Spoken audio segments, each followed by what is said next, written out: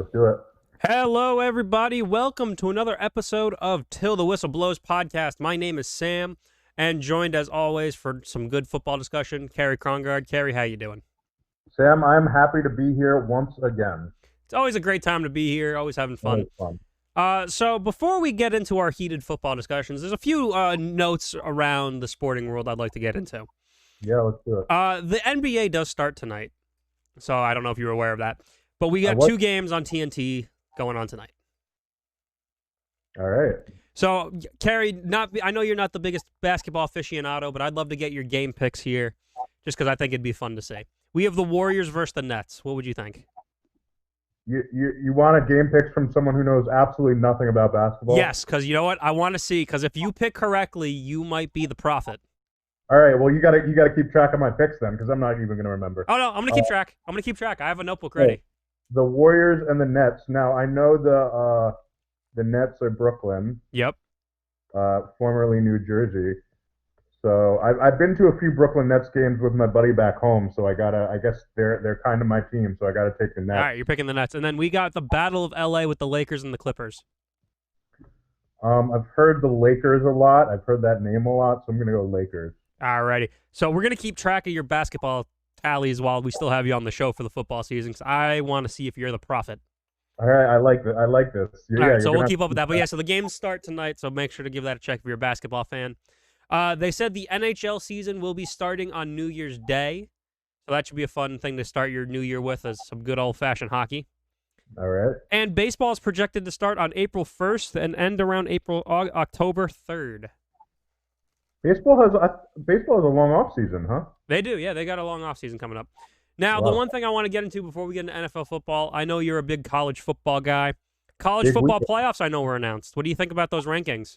I struggle with the rankings, and I'm hoping to do an in-depth deep dive about this on my blog. I haven't gotten Mhm. around to it yet, but yeah. So I mean, there's always some controversy when you have a committee picking teams as opposed to sort of a standard procedure, and there are only four teams that you can pick.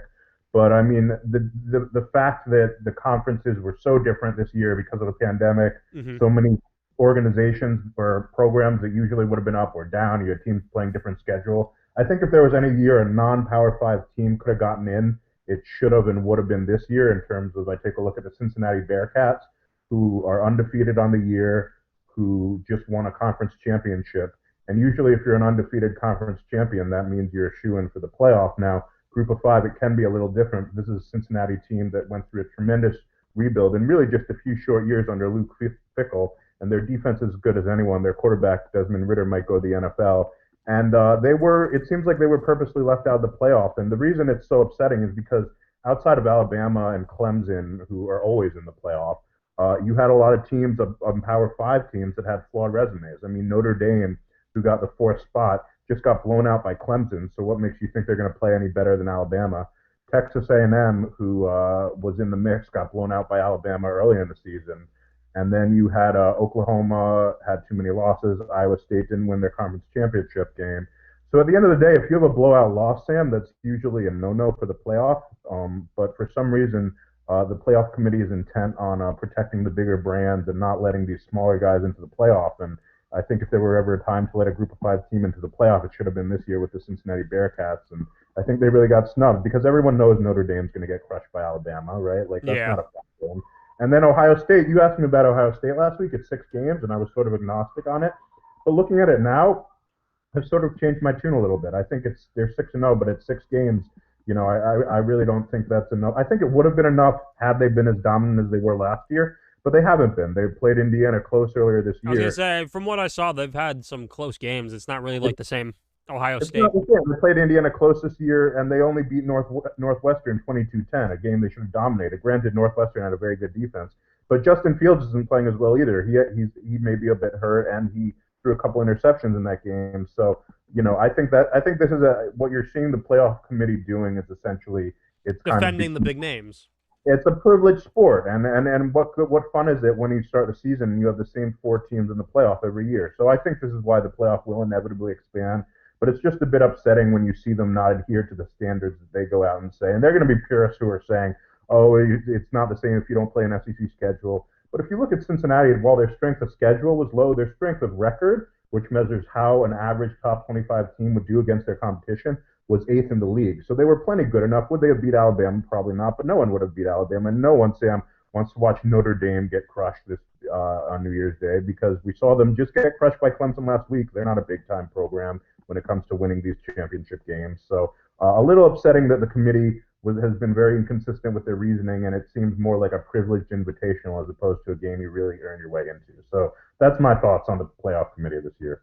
All right, sorry, I was just looking over some of the stuff too.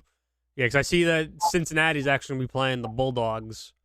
Yeah, and it's a good bowl matchup for them, and that'll be a good game. But you go out, win every game on your schedule in a dominant fashion. I believe last time I checked, six out of their 8 games were won by 2 or more scores, and 5 out of their 8 games were won by 3 or more scores. It just doesn't really make sense to, I think, leave them out of teams that have already shown that they can't play with the big guys. I mean, if Notre Dame got blown out by Clemson, what makes you think they're going to do any better against Alabama? Yeah. So, it's just, I think these smaller programs deserve a shot. It'd be better for the sport. And same with Coastal Carolina. I mean, Coastal Carolina was undefeated on the year too. And, we've seen, every year it's Alabama, Clemson, Ohio State, Oklahoma. I mean, you don't follow college football, you probably know that. I mean, 99% of the league doesn't get a shot. So hopefully this is something that I don't keep up with them, but I've admitted that because I like the Falcons, I'll say I like the Bulldogs. That's fair. So hopefully this is something that'll be corrected in years coming with an expanded playoff. Let's let more teams get into competition as opposed to it being an exclusive kind of elite club membership thing. All right, we'll see how that goes. But I thought I'd get your thoughts on it because I know it came out. I was looking at it. It was interesting. No, I appreciate it. It was definitely frustrating to see, just in virtue of the fact that you have all these flawed Power 5 teams that are being boosted just in virtue of the fact that they are Power 5 teams. Yeah. All right, so why don't we get into the pros now? Yeah, let's do it. Crazy week, Sam. How they kind of favor their, market as well. Crazy week. Let's start with Thursday Night Football. Yeah. Well, the Chargers finally win a close game. They won a close game. They won in overtime, 30-27. But it seemed like no one wanted to win that game. It really didn't. No one. I mean, the Chargers. Their kicker is struggling this year. But it was actually interesting in that you got 2 overtime possessions where both teams scored. In the 10-minute overtime, you don't see that often. No, you really don't. The one thing I could think of was when Donovan McNabb was like, I didn't realize this ended in a tie. Did that happen, really? Yeah, he said that when they tied against the Bengals one of their times. He's like, I didn't know we can end in a tie. That sounds like a McNabb thing. No, one thing I want to notice, though, with the Raiders here, they let Marcus Mariota do a majority of the passing. Well, Derek Carr hurt his groin. He was scrambled. It was a non-contact injury, and it was one of those injuries that you shouldn't laugh at because no one should laugh at an injury. But it was a little funny the way. I mean, he's scrambling and he just kind of starts limping. We've seen that before with him. And I'm not saying I am not saying he's faking it, but it was one of these just if you're not a quarterback, kind of easy to laugh at quarterback. But he kind of limped off the field, and I forgot Marcus Mariota was on this team. And he's a guy who had a lot of promise in this league and struggled with injuries and then got replaced by Ryan Tannehill last year. So I forgot he was on this team, but he played pretty well. He did pretty well. What I was shocked by is they didn't bring in Nathan Peterman. Well, Peterman is Gruden's guy. I think he might have been out hurt because otherwise Gruden would never miss a chance to play Peterman. But one thing I noticed with Marcus Mariota that you absolutely do not get with Derek Carr is his legs. I mean, they ran a lot of option plays and. Mariota is so much much more mobile than he is. Yeah, and we'll see if they do that more. If that was just a one-off. Well, we know the Chargers haven't game plan for Mariota, so we can get some big plays this way. But he had 9 rushes for 88 yards, and they ran a lot of option plays where he. Again, it was clear the Chargers were not expecting this, and where they got a lot of chunk plays out of it. So, interesting storyline moving forward with Mariota. We'll have to see what happens. If I'm not mistaken, Mariota's probably a little younger than Derek Carr. He is, and I wouldn't, Derek Carr, for all his, we know who he is, but he's played well the last few years under Gruden's system. But we always know Gruden's very tough on his quarterbacks, and it just feels to me like I wouldn't be surprised if Mariota took this starting job at some point if the Carr's injuries remain to be an issue because Yeah, he I could don't know, easily be finishing this off. dynamic college talent. He just seems like the kind of guy Gruden would like to work with, and but good to see him. He had some success on some deep balls too, and good to see him kind of maybe have a chance to kind of refurbish his career here because obviously it didn't finish well for him in Tennessee. And Yeah, so maybe he, he can get the Tannehill effect where maybe a new system would be good for him. exactly. So and the Raiders are now at 500, and similar to last year, they're kind of having a late season slump, especially on defense. They are Yeah, struggling they're here. starting to fumble here. Yeah, Josh Jacobs wasn't as effective. I Hasn't been think he's still dealing with an injury, but he had to come back to help his team. Yeah, he hasn't been as effective in recent weeks, but the Chargers finally get a fourth quarter win here. Herbert again had I think he broke a record for 300-yard passing games for a rookie. Yeah, I think this might be like honestly, the Chargers can ride this momentum into next year. I feel like that'd be great for him. Yeah, and the Raiders go down the field, kick a field goal in the not the first overtime, in the first drive. First drive of the overtime. And then Herbert connects on a deep throw on the second drive under pressure, and it was a long throw. It was a tough throw, but we all know that when you blitz Justin Herbert, he's shown us he will find the guy downfield. Bad things will happen. So he comes through and then finishes it off on a quarterback sneak. So a good win for the Chargers, and you don't like the direction you're going in for the Raiders. I think if you're the Chargers, though, again, I'd be careful about being convinced until letting Anthony Lynn have another year. I was going to say, I think the Chargers are about to make it show that Anthony Lynn's going to stick around for a year if they keep winning like this. Yeah, which I don't know how I feel about. I mean, they've just had so many inexcusable losses this year. Go 7-9, he's staying. Yeah, and it really seems like he would have Justin Herbert to thank if that was the case for really bailing him out, doesn't it? Yeah. Now, one thing I was looking up though while we were talking, I went to the Raiders QB depth chart. Yeah. Nathan Peterman actually is not hurt. No, I thought they said he was. So no, he is actually not hurt. I also didn't realize DeShone Kizer is on their practice squad. Oh, really? Yeah, so they got a lot of these bust quarterbacks at the moment. Yeah.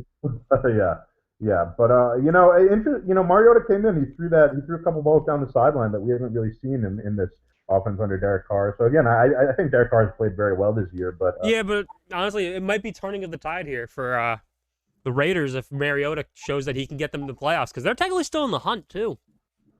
Yeah, and and again, he like we said, he has that running ability, and that's something that they never really because remember he started with Mike Mularkey, and Mike Mularkey's kind of an old school play from the pocket. They never really took advantage of his running much in Tennessee, but I think that might be something. Again, Gruden, they haven't done it at all with Carr, but I'm curious to see, is that just a one-off this week thing, or is that something they continue to do moving forward?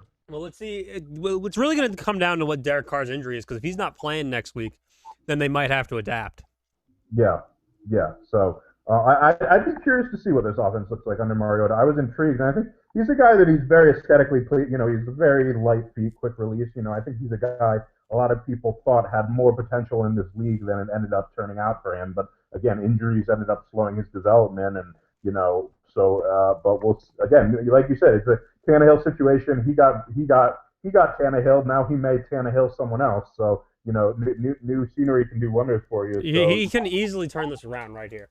Yeah, so we'll see what happens. And like you said, he is. I mean, he is still young. I'm going to look up how old he is really quickly. Marcus Mariota. He's 27. So I mean, not super young, but still in the 20s. Well, he's still a decent size, decent age. Let's say decent size. And you're right that Derek Carr is 29. So interesting storyline to keep an eye on moving forward here. All right, so why don't we move on to some Saturday action? I know you didn't really watch it, but we watched the highlights, I'm assuming. Yeah.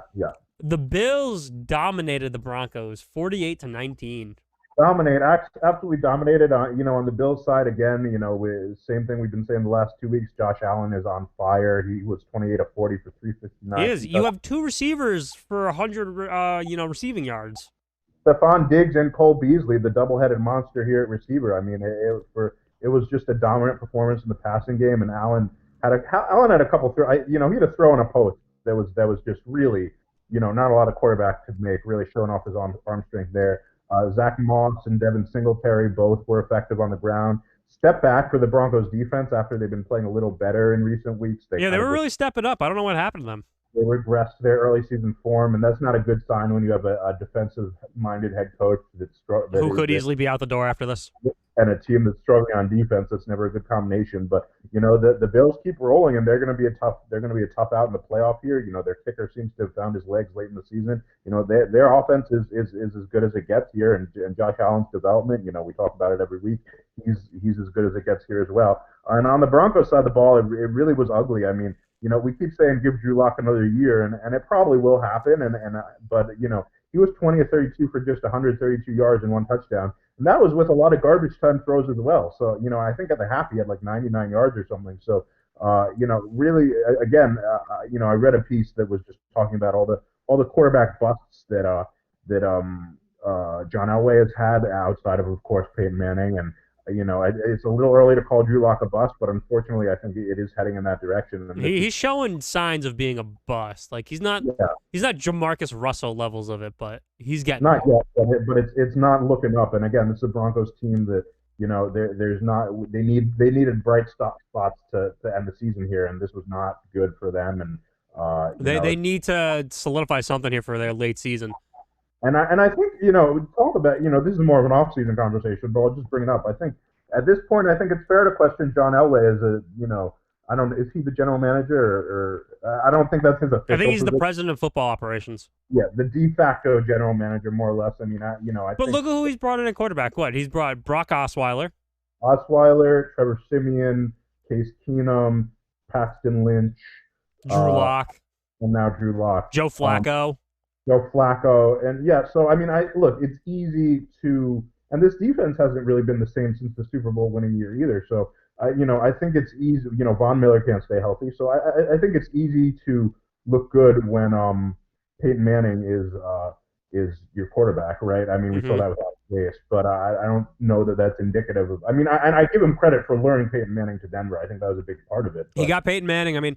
He also, he had a good. I feel like John Fox was a better defensive coach than Vic Fangio. Yeah, and it's also just one of those things here where there's an emotional connection with John Elway and the organization, and I don't know if that I don't know if that clouds judgment on some level as to is this the guy that can get the job? Similar to Jim Harbaugh at Michigan, right? Michigan, he is the best Michigan quarterback in all of history, and because of that, they're not going to fire him because he's their baby. So it's same with Denver, right? But I don't know if that's a good thing necessarily because you now you have the emotion kind of clouding the facts here. But good win for the Bills and bad again another. This win clinched the AFC East for the Buffalo Bills. Yeah, and we'll talk about the playoff picture here, but we're gonna do that once we get through all the recaps. I think the AFC is as strong as it's been in a long, long time, Sam. I mean, the Bills, I think this was their first playoff berth in 20 years, more or less. I mean, there's been nothing. No, they were in the playoffs last year. Oh, okay, that's true. So this might be their first division title. Yeah, I think that's probably. I was like, wait, they were in the playoffs last year and in 2017 when Jacksonville was there. Division title. You're right. So, but again, historically, I mean, but again, it's different. I mean, they had an 8-8 team. I mean, this is a dominant Bills team, and it's a big turnaround from what they've been historically. Oh, absolutely, and it's awesome to see that Buffalo has now gotten out of the shell of mediocrity here. And Sean McDermott's been a phenomenal coach, and I think Brian Dable's probably going to get a head coaching job as well because of his work here. Yeah, he's doing an amazing job. So yeah, so he's looking in prime to get a nice head coaching gig with all these teams now firing coaches. Yeah, absolutely. All right, why don't we move on to that other Saturday game? The Packers took down the Panthers 24-16. I mean, honestly, there's not much we could really say here. Like Aaron Rodgers kind of looked really slumpish. Yeah, I mean, statistically, he was fine. It just their offense kind of is kind of just goes to sleep at times. Aaron Jones had a good day, which is a good sign. AJ Dillon is getting surprisingly little production for a guy they took in the top. I don't remember if it was the first or the second round, but they took him high. But again, that's second round. The second round, okay. But wasn't their first pick Jordan Love? Yeah, first round pick was Jordan Love, correct. But again, that may just be something where that I don't know. Maybe they don't want to pay Aaron Jones and they'll give him the rock next year. I was gonna say I think Aaron Jones is looking for an out of Green Bay at the moment. Yeah, so that may be what that is. But Mason Crosby hasn't missed on the year. Aaron Rodgers had a pretty clean day. Again, just 143 yards passing, but they got it. They got out to they scored on their first three drives, and then that they kind of held on from that point on. Carolina sort of is, Teddy Bridgewater ever since he came back from injury, he's not looking as hot as he did earlier in the season. Sam, I don't know if it's No, the I cold think that injury might have rattled him a little bit. injury. Maybe it's the cold weather. I'm not sure, but this offense has definitely slowed down a bit late in the tenure here, and Mike Davis is not as kind of productive as he was either. DJ Moore is still baller. They have a nice receiving core here with DJ Moore, Curtis Samuel, and Robbie Anderson, but we'll have They've to see. got the keys, but they just need to figure out who's going to drive it. Yeah, so again, we'll have to see what they do next year. But the real story here is the Packers, and what do you trust them as a playoff team? I mean, Honestly, this is a shaky number one seed at the moment. I don't yeah, like the way they're looking. I would agree with that. I think the Packers kind of same old story every year. They kind of get Well, hyped you were up. just talking about how we said the AFC is like really locked in with their playoff teams.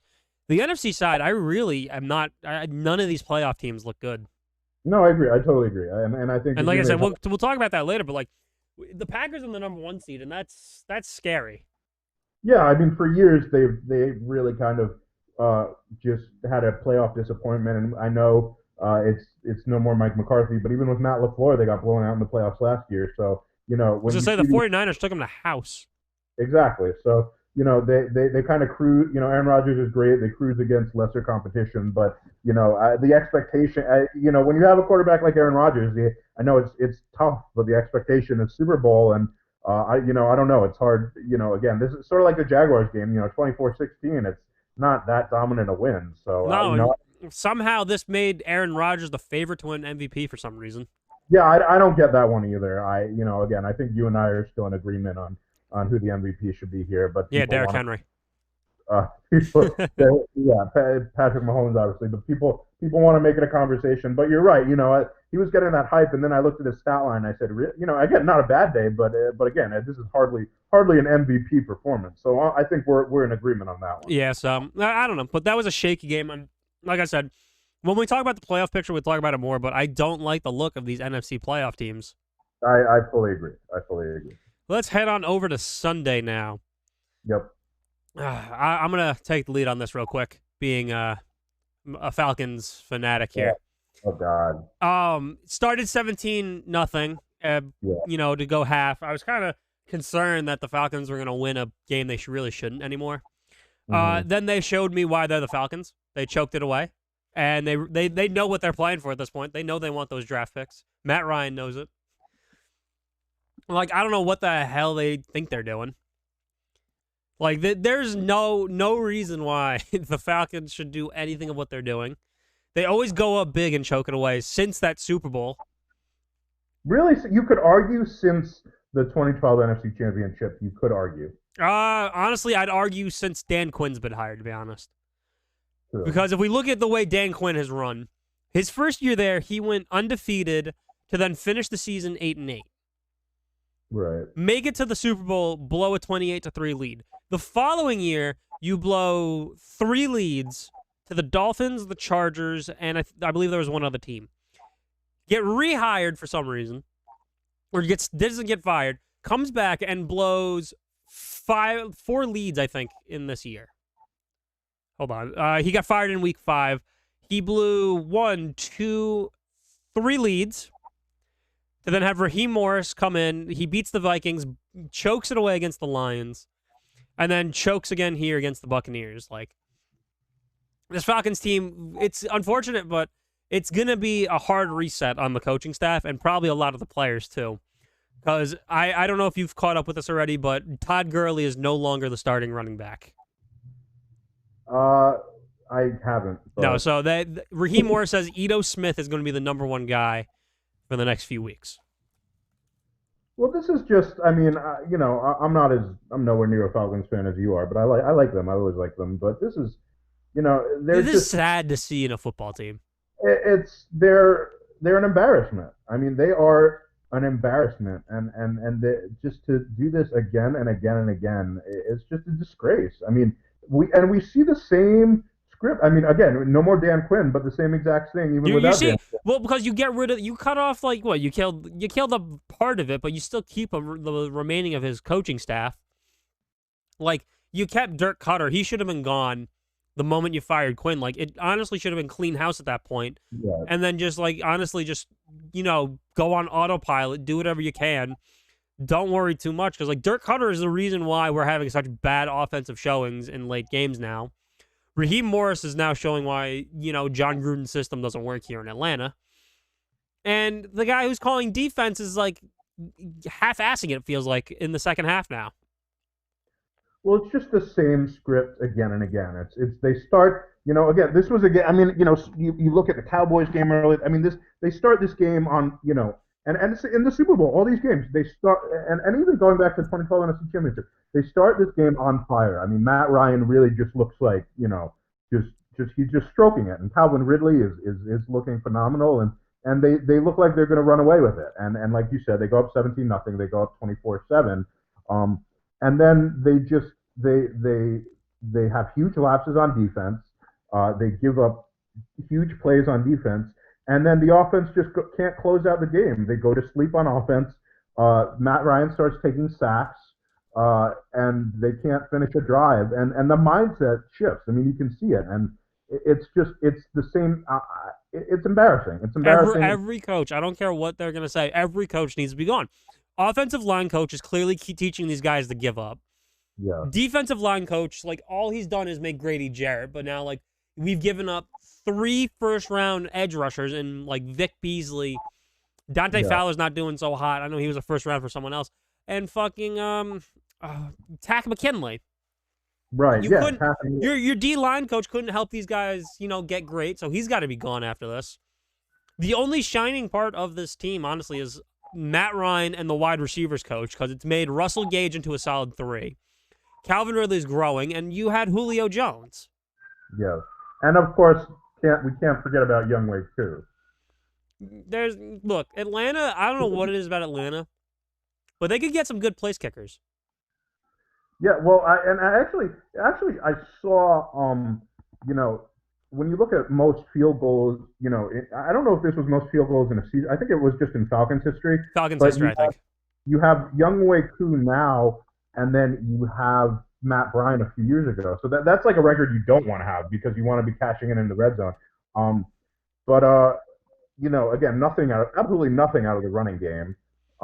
Yeah, because Todd, again, they're benching Todd Gurley because he can't do anything now because his O-line doesn't want to do anything for him. But Ito Smith is making something out of nothing because he can actually move his legs. It's just bad, man. I mean, I don't care how bad a team you are, when you have the kind of leads the Falcons have, and you look as good as they do for the first however many quarters, and even the Super Bowl, it was really 3.5 quarters. Like, it was really just the last, It was like the last half, like almost. Right. Like they could have closed it out easily if Kyle Shanahan just learned how to call a running play. Right. So when you look at how good a team like this can look for however many quarters, it's just there's no excuses. The team should not be choking like this. Like, yes, you lost Austin Hooper. Hayden Hurst has stepped in quite well. Julio's out. Calvin Ridley's been amazing.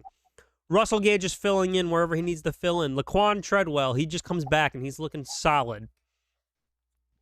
There's no reason for any of what they're doing. And another stat that's not good, Sam, is Matt Ryan is on track for this to be, and I'm not saying this is an indictment on Matt Ryan, I'm just saying this is indictment of how bad the Falcons have fallen. Matt Ryan is on track to have his first year in his, I believe it's a 12-year career now, without a fourth quarter comeback or game-winning drive. Yeah, I believe that, because you know what? You can't have a game-winning drive if your fucking head is on the floor. Yeah. So, look, everyone hates on Matt Ryan, but you got to realize, if Matt Ryan could at least get 3 seconds to throw a football, this would be a different story. Yeah. No, I agree. And just Tampa real quick here. I was going to say, why don't we talk about Tampa real quick? Yeah, they are now, I believe, they have gone down by double digits multiple times this season. And they are now 4-3 in those games when they go down by double digits. They're 9-5. They're looking good for the playoffs. Fournette had 2 touchdowns. Brady was 31 of 45, 390 and 2 touchdowns. And Antonio Brown had his first touchdown of the year, and it was the go-ahead touchdown. So all sounds good, but Sam, I think again, I'm not bullish on this Bucks team to go to the Super Bowl or make noise in the playoffs at all, and that's because at the end of the day, why are you falling down 17-0 to a squad that's gonna have 6 wins max at the end of the year? They're gonna have 4 wins max. They're not winning anymore. Right. So I think that is more indicative of where Tampa is. The fact that they had to come back against such a pitiful Atlanta defense. The Falcons give teams false hope. After their games against the Saints are going to probably go all in on Taysom Hill now. Right. The Bears went all in on Nick Foles, and look what happened. Right. Like, the Falcons give teams false hope. And that is great against their opponents, but now they need to figure out how to make it good for them. They do, but I just don't think for Tampa. I mean, and we've seen it in stretches. But if you're going to go in if you're 2 quarters of great passing offense, and again, we've seen it in streaks, but they can't do it for 60 minutes. And if you're they're going to play a real team, and like they're going to play the Packers, they're going to play the Saints at some point probably. If you're going to go into the playoffs and you're only going to play one half of football, the Saints know how to play 4 halves of 4 quarters of football. You ain't getting a win like that. No, if you're going in, you can come back against down 17-0 against the Falcons and Chargers. You're not going to do it against the playoff teams. No, you're not. Look, we might be sus of these like NFC teams, but they're in the playoffs for a reason because they don't do stupid shit like the Falcons. Yeah, no, absolutely, absolutely. A win's a win, but again, you bring in Tom Brady, your expectations are Super Bowl and great passing offense, and the best they can do right now is beat up on bad teams and look good for two quarters at a time. So I was gonna say the only team that they really beat was the Packers. Yeah. The only like good team. Only good team they beat was the Packers. Yeah. I probably. They lost to the Saints twice. Lost to the Chiefs. Lost to the Bears. And if they do have a Packers rematch, it's you don't. Aaron Rodgers had a dud. You don't expect him to have 2 duds in a year like that. I mean, that was a season worst game for Aaron Rodgers. Like, it's hard to see that happening twice in one season. It's not happening again. Yeah. So, I mean, they play the Falcons twice in 3 weeks, huh? They got them week 17. Yeah. So you want to talk about false hope? I mean, they go to Detroit, they play Atlanta, and Tom Brady again. He's going to put up a lot of big numbers, leading the league in pass attempts. Against these poor defenses, but it's you're going to think everything's all fine, but you're playing against what? You're playing against a Detroit team that's like in shambles, and a Falcons team that's going to choke it away on you again anyway. Yeah, so I think it's fool's gold here for the Tampa Bay Buccaneers. The one thing I will say about this game, though, in the last few minutes, the refs definitely started like handing the Buccaneers like easy outs to win the game. Mm-hmm. I don't know if they were talking about it or if you heard about it, but Leonard Fournette did a run where he didn't even get the first down, but the refs just gave it to him anyway. Yeah, the refs tend to do that more and more. It's funny. I back when I was lived at home, I would watch football with my dad, and we talk about the game. And one thing he would say is, he said, I remember, I feel like when I used to watch football, they'd always bring out the chain gang to measure stuff, and it seems like most of the time, unless it's like a point really late in the game and it's really crucial, they just give them the first down. They didn't really try at that point. Like they didn't force them to kick. It's like, nah, just take the knee. Let's get out of here. Just give it to them. It's the Falcons. Just give it to them. That's basically what happened. But you know what? Look, the way I see it is, I really want the Falcons to lose the next 2 games. Try to get the best draft position and fucking reload everything next year. Yeah, I think it's fair. It's just you got a lot to fix here because it's not an overnight fix, but like they're trying to, unfortunately they're trying to have like everyone keep their jobs. Unfortunately, they really shouldn't. No, they shouldn't, but it's just embarrassing, Sam. I mean, to give up these leads, again, it's just I can't. I mean, it's upsetting. It really is. All right. Let's get out of the sadness and I guess go to a different sadness. Yeah. The 49ers lost to the Cowboys 41-33. So one trend I've been noticing, and there are other teams have done this this week as well. The Bears have done this. Is teams that are now that they're completely out of the playoffs and have embarrassed themselves. Well, I don't know if the Cowboys are out of the playoffs. I was just saying the Cowboys and the Bears are both still in the hunt. But teams that are that played horribly to start the season are now trying to give false hope to end the season. Yeah. Nick Mullins has struggled as of recently. I don't think he's I think he's a good He's not backup. the guy. He was a fill-in. They shut down Garoppolo for the rest of the year, finally. He's not a guy that you want starting, more than a couple games. I think if he needs to come in and start a couple games, he's going to be very effective. But for the whole season, not going to happen. The 49ers defense is struggling. They are, not. They're giving up fourth quarter. This game was actually close. I believe it was 27-24. They started running away with it in the fourth quarter. Yeah, they had a couple late scores, but it was 27-24 with the 49ers driving, and Nick Mullins throws his second interception of the day straight to a linebacker, and then the Cowboys score another touchdown, and then C.J. Beathard comes in the game to put another drive up late before they, I believe, tried an onside kick. Well, he completed a Hail Mary. Oh, that's why he threw. Yeah, you're right. I forgot about that. He threw the Hail Mary. That's why. And it was with no time left, right? It still counted. Still counted. So this was a game the Cowboys. Andy Dalton was efficient. 19 of 33 for 209, 2 touchdowns. He's not going to blow you away, but no interceptions. And then Tony Pollard had a good day, 2 touchdowns. Was Zeke Elliott injured again? Yeah, he was out with a ham. Now has he? This is what I was thinking. Has he had? He's been paid already, right? Or has he not? Yeah, he's got his payment. He's got a contract. Okay, because I was gonna say if he hasn't been paid, I don't think this has been a good year for him. No, it hasn't. And I'm biased because I don't like the guy, and I don't like him because I'm a Giants fan. I don't like him because he's a shitty guy, But again, we talk about. I say it every week. Where your star players are not playing like star players, and Amari Cooper and Zeke Elliott is either hurt or he's fumbling. I mean, he's lost, I think, at least 5 fumbles this year. But so I want to ask you something when you're done with this. I guess okay win by the Cowboys again. 2 bad teams here. Yeah, what's up? So you think Zeke Elliott is going to become the next Ryan Fitzpatrick, where once you make the money, all your talent is gone?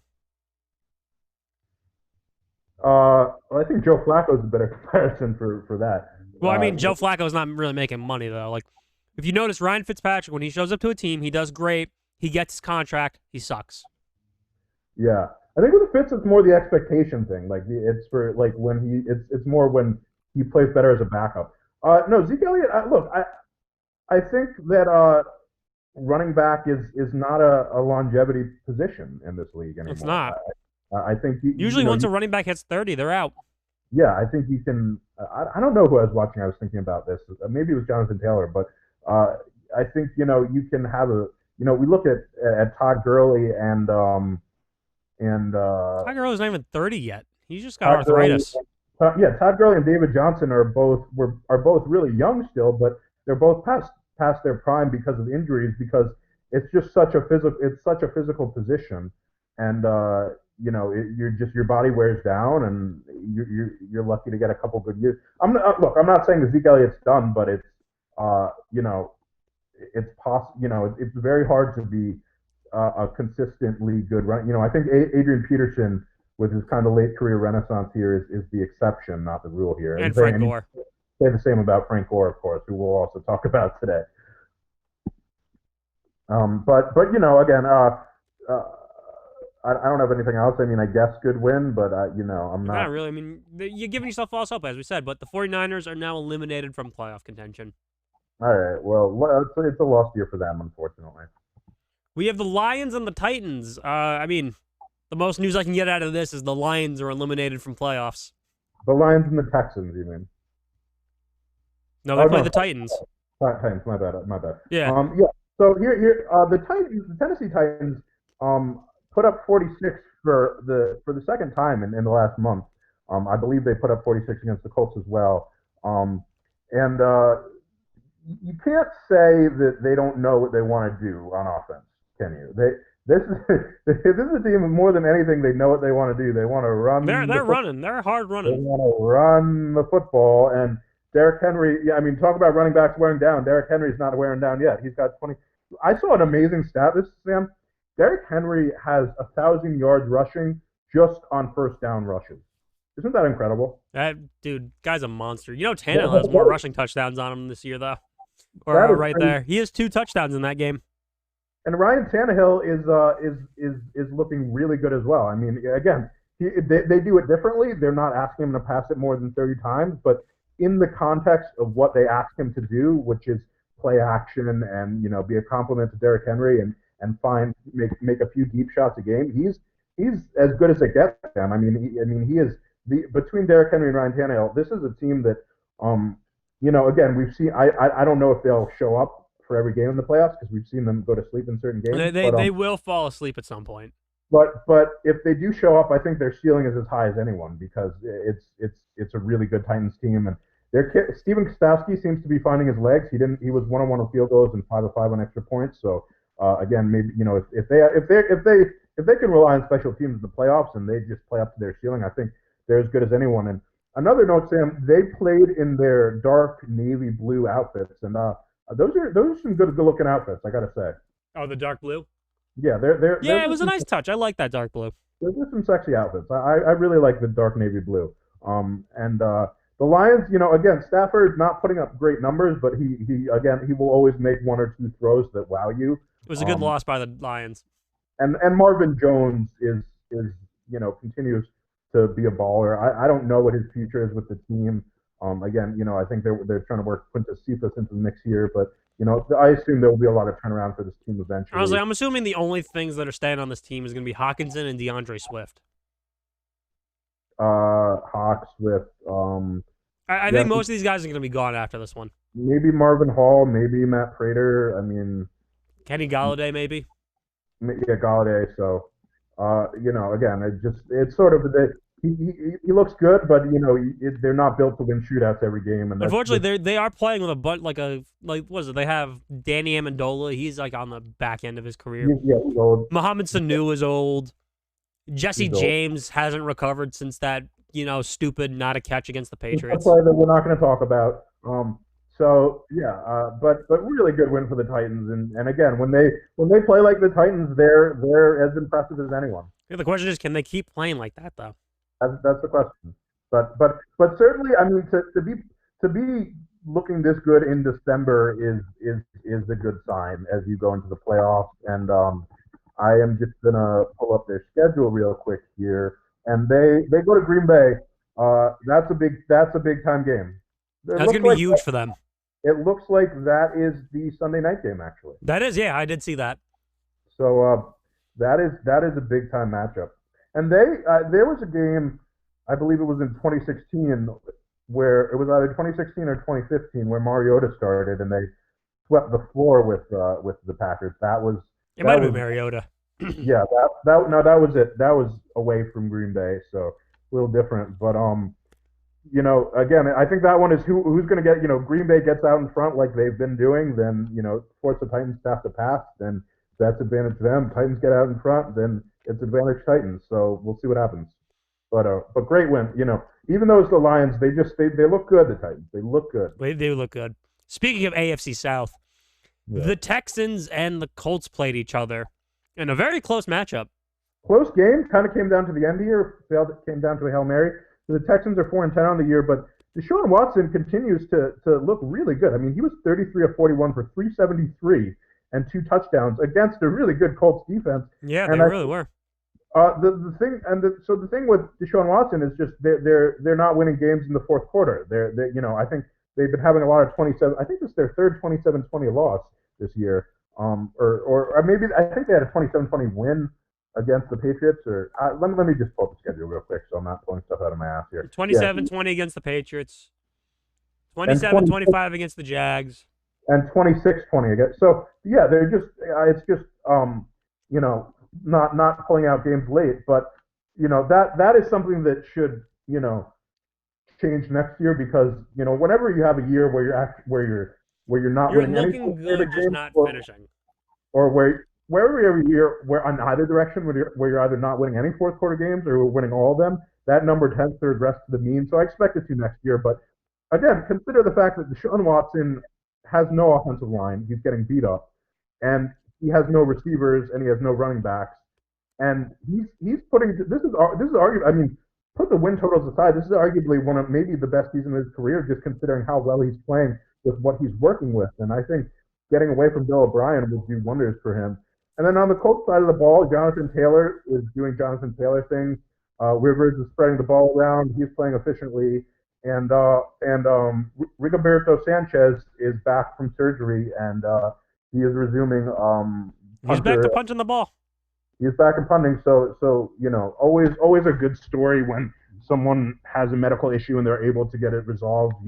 I'll miss seeing my guy Hot Rod on kickoffs, but I am glad that Rigo is back healthy. And look, he came back for something good. So yeah, no. So tip my hat off to him, and they are rolling at 10-4, and they've got a big matchup next week, so they're in good position here. Yeah, they do. Alrighty, let's go over to the AFC East matchup in the Patriots and the Dolphins. I think it's just a sign, and you could say this we'll talk about all the playoff teams, but especially, you wait long enough, and even if things seem like they're never going to change, they do change. And you and I have spent our whole lives watching the Patriots own this division, and I think it's the changing of the guard is finally here. And well, yeah, the Patriots are now eliminated from playoffs with this loss. They were eliminated from the playoffs, and this was an ugly offensive game on both sides. This was kind of a scrappy defensive battle. Both offenses struggled. Cam Newton again didn't throw any touchdowns. Sonny Michel came back. It looks like had a good day. But again, Jacoby Myers, their leading receiver, they really missed Julian Edelman. I was going to say, Tua did what he was supposed to do. He has 2 rushing touchdowns on the day. Yeah. Ahmed had 1. I mean, he was dividing the ball around as he could. Ahmed. Yeah, Ahmed. Why is it Ahmed? It's H-A-M-E-D.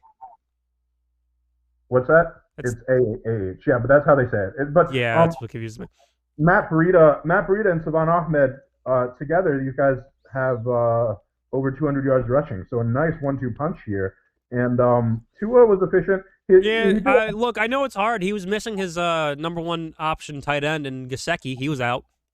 And he did have a bad pick in the red zone, which, again, that's just a rookie learning moment. You can't throw across the field without setting your feet in that direction. Overall, just a sloppy game here. And Patriots played it very conservatively. Didn't really trust their offense to go out and do much. The Dolphins always still look shaky against the Patriots, but remember, as we were talking about, the Patriots do not do well in Miami.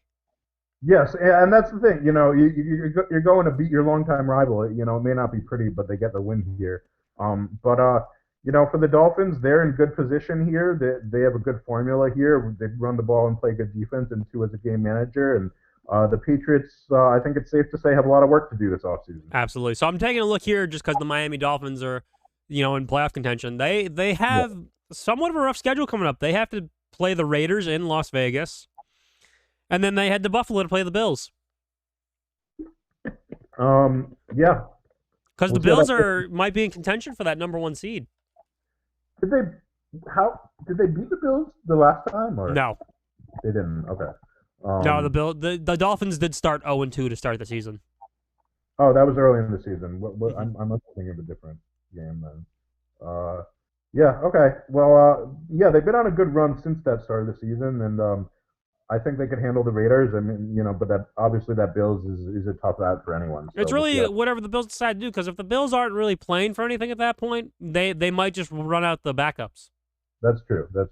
So we'll see what they decide to do. But they're going in the right direction, considering that Tua's a rookie and he's only going to get better. They are able to win while relying on run game and defense, and look this good and be in the playoffs is really good. And eventually, even if Tua has a bad game in the playoffs, he's a rookie and he had no offseason. He's only going to get better. So, hats off to Brian Flores here for a turnaround again that was much quicker than I think that anyone was expecting. We were all expecting like another year or so before the Dolphins made this playoff. At least, yeah. NFC North. Your favorite division. Is it who you got for me here? The Bears beat the Vikings 33-27. Oh, I see. Okay, yeah. I mean, we already did the Packers and the Lions, so. This is another one of those too little, too late losses for the Bears. After looking terrible, they are now going to convince people, hopefully not to give this organization and this quarterback another chance. But somehow they're 500 on the year, despite the fact that this offense has been horrible. I mean, if if they could at least like have something on offense, like they could have been competitive this year. David Montgomery, I don't know. I keep thinking he was hurt to start the season because he like this is what I expected from him all year. And I mean he's now put together 3 straight games Of with 100 yards. 100 plus yards, and if he had done this for the majority of the year, then who knows where they'd be right now. But they couldn't throw the ball at all. So if without being able to run the ball, they couldn't do anything on offense. And the Vikings is just another close loss here. Their offensive line is struggling. Yeah, the Vikings are going down again. The Bears are going up for some reason, and both teams still in the playoff hunt. Yeah, Justin Jefferson. He's not going to be offensive rookie of the year, but he should be in the mix. I think he is in the mix. I know he just made his Pro Bowl. He got a Pro Bowl spot. A Pro Bowl spot. Are they even playing the Pro Bowl this year? No, they canceled that already. Okay, all right. They're doing a Pro Bowl event that weekend. Okay, like skills competition or something. Not even that. It's gonna be all Madden. Okay, well that might even be better than the Pro Bowl, honestly. Maybe. But yeah, well, that's where these two teams are going is the Pro Bowl. Yeah, are the Vikings out of playoff contention here? No, both teams are still in the hunt. That's kind of sad. Yeah. That's kind of sad. So again, this is a win for the Bears that does nothing except maybe give some false confidence. So hopefully it does not. Let's see what happens because they're versing the Cardinals right now for the 7 seed. So I think you and I are in agreement that they should get rid of Nagy and the GM, right? Yeah, but if they finish over 500, they're probably going to keep him. No. Well, it is what it is. But again, I don't hate Matt. I don't think Matt Nagy's like on an Adam Gase level. I just think he's had enough years and he hitched his wagon to a bad. We've seen enough of him where he's not doing anything anymore. Yeah, when you hitch your wagon to a bad quarterback, unfortunately, you're kind of tied to their fate, and that's sort of what happened with Trubisky. So,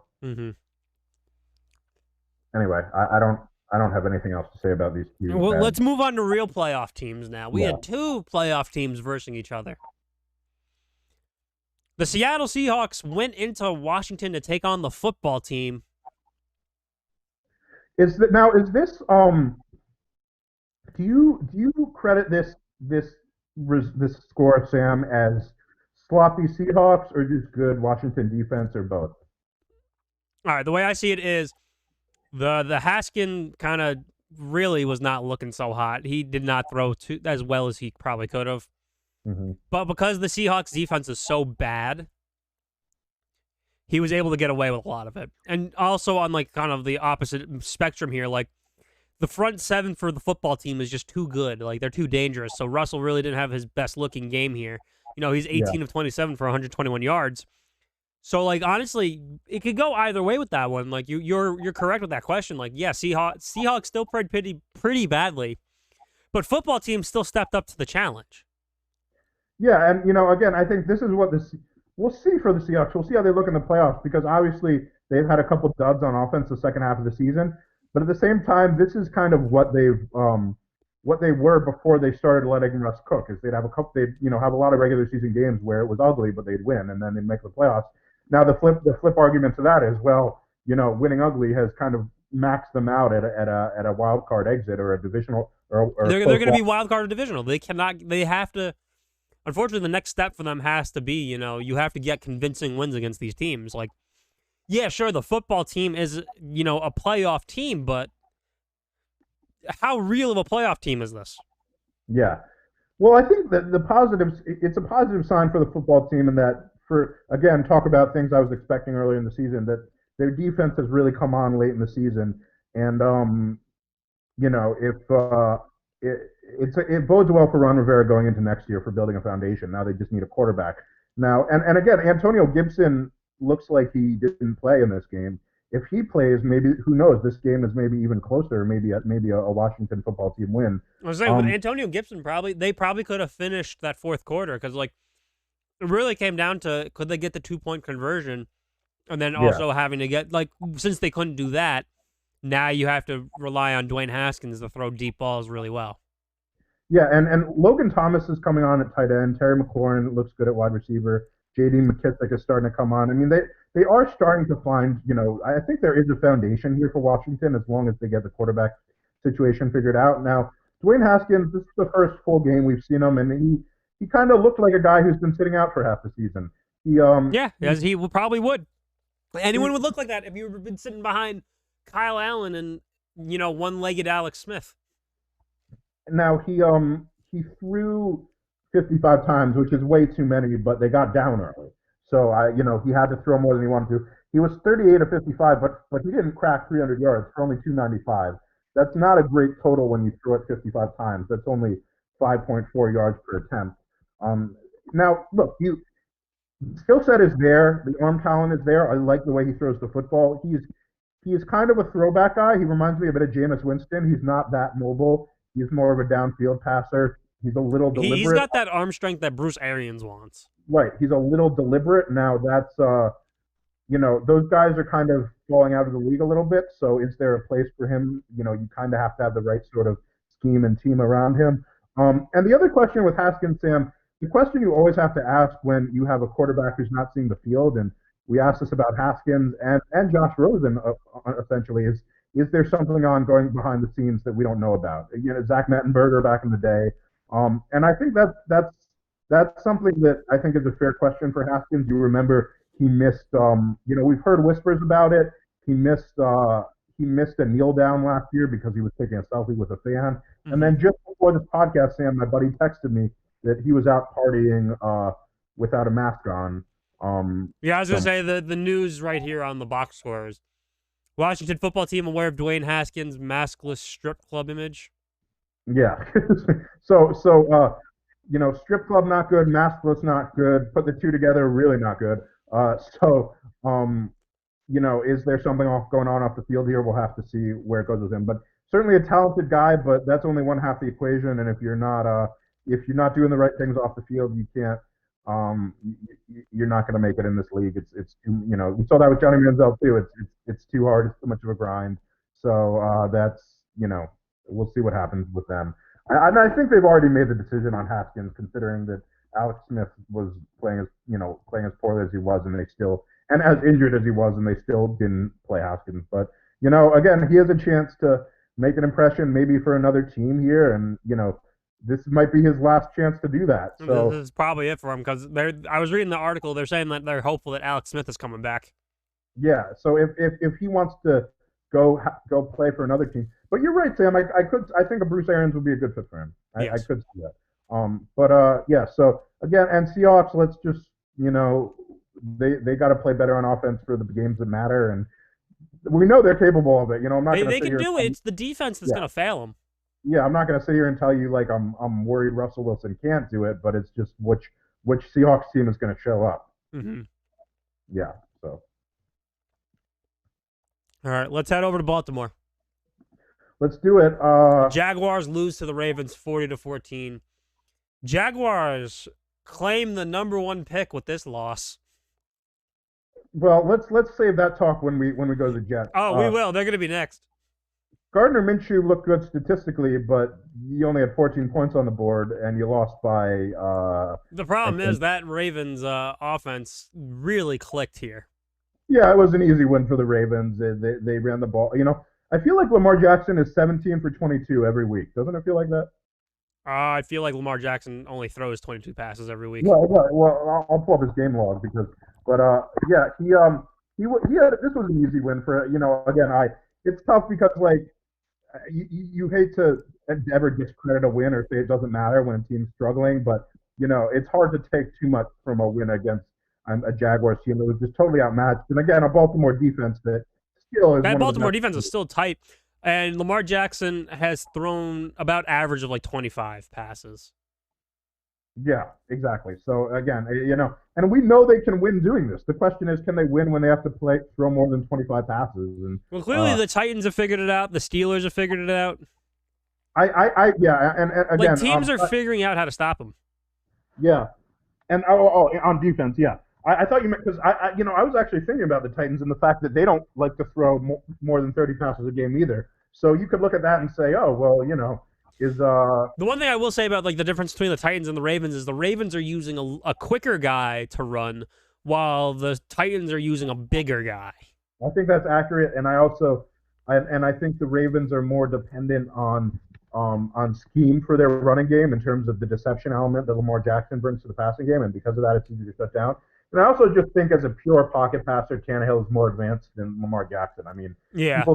people can shit on me because Jackson was an MVP, but I don't, inside the league, I don't think that would be a controversial statement at all. He's not a good pocket passer. He could be MVP all he wants. Like that's what he was last year. He was a great quarterback. Yeah. Led his team to greatness. This year now, he kind of got a little exposed, and he needs to work on his game. Yeah, so it's still a good Ravens team, but this win doesn't really tell you that much. It doesn't. They're not even in the playoffs right now. They're in the hunt. Did Justin Tucker miss? Yeah, he missed a 57. Okay. I guess that's still, it's funny the curve we grade Justin Tucker on. 57 for him is usually a piece of cake, where for most people, but yeah, he's phenomenal. Did the Jaguars have a kicker? Oh yeah, Aldrich Rosas did all three in this game because they had a kicker, but they didn't have a punter. Man, it's been a tough run. Yeah, I was gonna say Aldrich Rojas is their kicker. They just don't have a punter. It's been a tough go for special teams for them. And I will wait till the Jets to talk about this, but the Jaguars are thinking they're lucky stars. We're actually going to the Jets right now. All right, let's do it. Jets beat the Rams. Oh my God! Do you want to start or should I? I will start. Fucking Rams. Jesus Christ! I hated watching that. That was terrible, terrible game. Well, the Rams looked terrible. It's really disappointing for the Rams because the Jets are one of the worst teams. This was a game they should have won by 20, not lost by 3 and only score 20. No, and they've been playing good football, and they have 9 wins on the year, and they've looked good, and they've looked well coached, and they've looked good running the football and running the football and playing defense. I mean, I thought their defense would have just gone to town on the Jets. And Sean McVay, I mean, I would not have. This is why you have to go out and play the games. This is why you play the game. Because you can say on paper this will never happen, this will never happen, but you still got to come out and play the game, and it is they just. I mean, and they didn't. I don't think they had a lead in this game. I mean, it was really phenomenal. The Jets were out. We're just taking this, and it wasn't like the Rams came in and imploded and got through like 4 interceptions. It just, he threw one bad pass. He threw an interception, but that's not the end of the world. The end of the world is you needed this win. This was a win you needed. But it's not like you can point to the any one thing and say, oh, that's what won the game. No, they didn't they look. There wasn't something that was like, oh, he cost us the game. He threw it was just a bad kind of. Same on the Jet side. It's not like Sam Darnold threw for 400 yards or anything. It's just no. He threw 207. It's just something on the Rams side did not click well for them, where they lost a game that they needed to win. And the Rams they've been such a tease this year because I feel like every week they go back and forth where you're ready to believe in them, but then they just do something. They're a tease. I mean, the whole NFC. I mean, again, NFC play. I think the NFC is. They're much weaker. Like, look, they beat the Cardinals and they beat the Patriots. But now you lost to the Jets, and now, how the hell did you beat the Cardinals and the Patriots? Yeah, that's the thing. I think the AFC is as strong as it's been in years, and I think the NFC is as weak as it's been in years. Yeah. And this NFC West in particular is very weak and very average, and it was just I don't know what to say. I mean, I would have expected this from the other LA team, from the Chargers, but I would never have expected this from the Rams. But you got to play every game, Sam. And I mean, you got to come here and play. Like their best receiver was Tyler Higbee, and he didn't really do much. These are NFL teams, though, and they can, because I have a buddy of mine posted, on Facebook earlier this year asking, do you think this year's Alabama team could beat this year's Jets team? I think they could. And this has been asked in the past about previous Alabama teams, but the answer to that question is no, because the thing that people don't understand about NFL teams is, there is a parity there where at the end of the day, even if everyone playing on an NFL team is good enough to be in the league, So it truly is any You're given. in the league for a reason. Right. It truly is any given week, and this is an example of that. Now, um, on the Jets side of the ball, oh man, it's like this isn't this so New York Jets, so Adam. I They were mean, so close to greatness. they can't even tank right. I mean, they are so bad that they can't even tank correctly. And I'm going to pull up. One of my favorite writers did an interesting piece on the Jets. He pointed out a couple interesting things. This is Scott Kazmar. So he pointed out a couple things. The first of those things is that, and I'm pulling up his post right now. But the first of those things is that this was week 14, and a lot of teams week 14 seems to be the key week for teams that haven't won. Okay, here it is. Here's the Cary, stat. this is week 15. Week 15, excuse me. There you go. Yeah. No, hold on. Really? Yeah, it's week 15. It's weird because he wrote 14 in his blog post.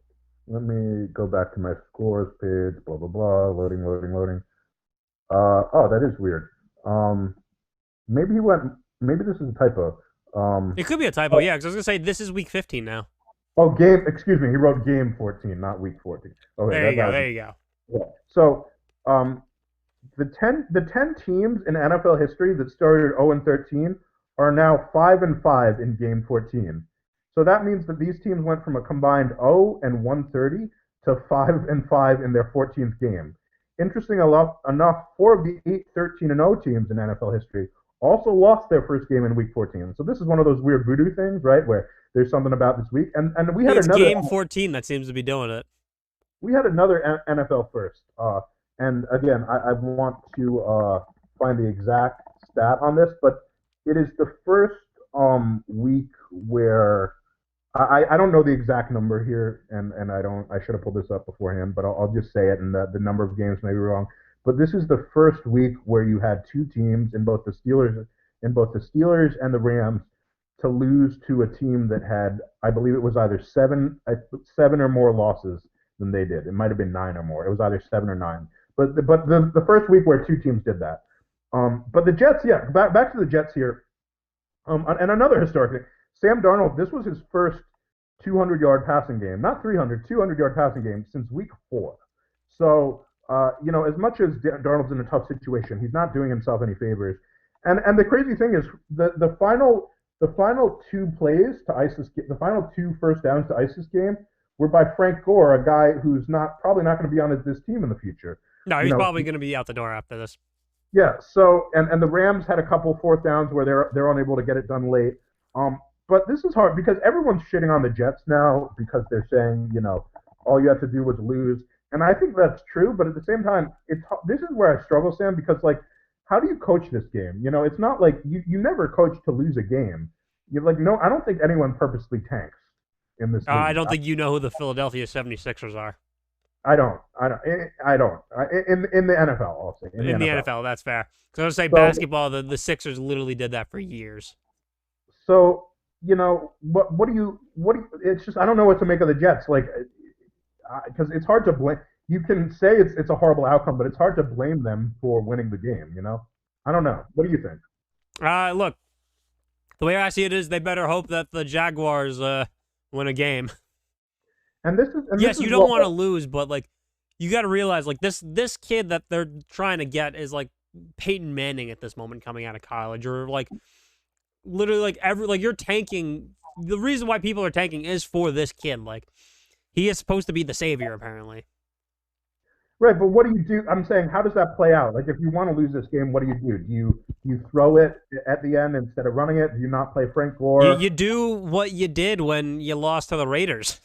Yeah, literally, if you want to lose, you call the wrong plays. You call the wrong play. Okay, I'm just saying. I just think I think it's hard to do that, but I don't know. We'll never be inside the building. So honestly, it's pretty easy. You have a microphone to Darnold. He's like, hey, look, Darnold, throw it to a guy in a blue jersey or in the white jersey. I don't think any coach would say that to a player. Exactly. You don't see that in the NFL because, yes, it's morally wrong, and teams respect that. And they're getting paid. This is their livelihood. They're getting paid. No one wants to purposely lose because they know, all right, Adam Gase is out the door next year, Sam Darnold doesn't want to be out the door next year, so he's going to want to try to do what he can to keep his job.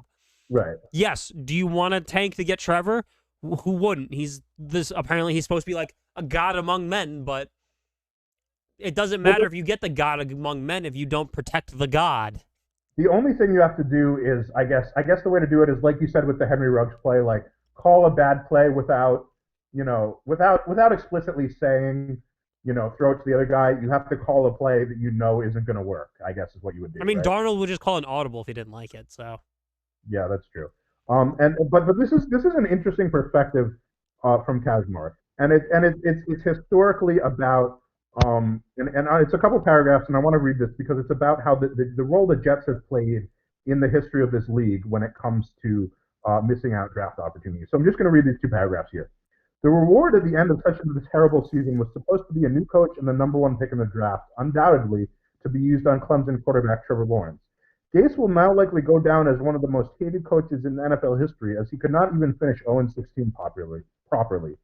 The Jaguars are now in the driver's seat for Lawrence in the draft, and if he is as generational as advertised, a mobile, long-haired Peyton Manning, then it is sure to be a move that has massive ripple effects around the league for years to come.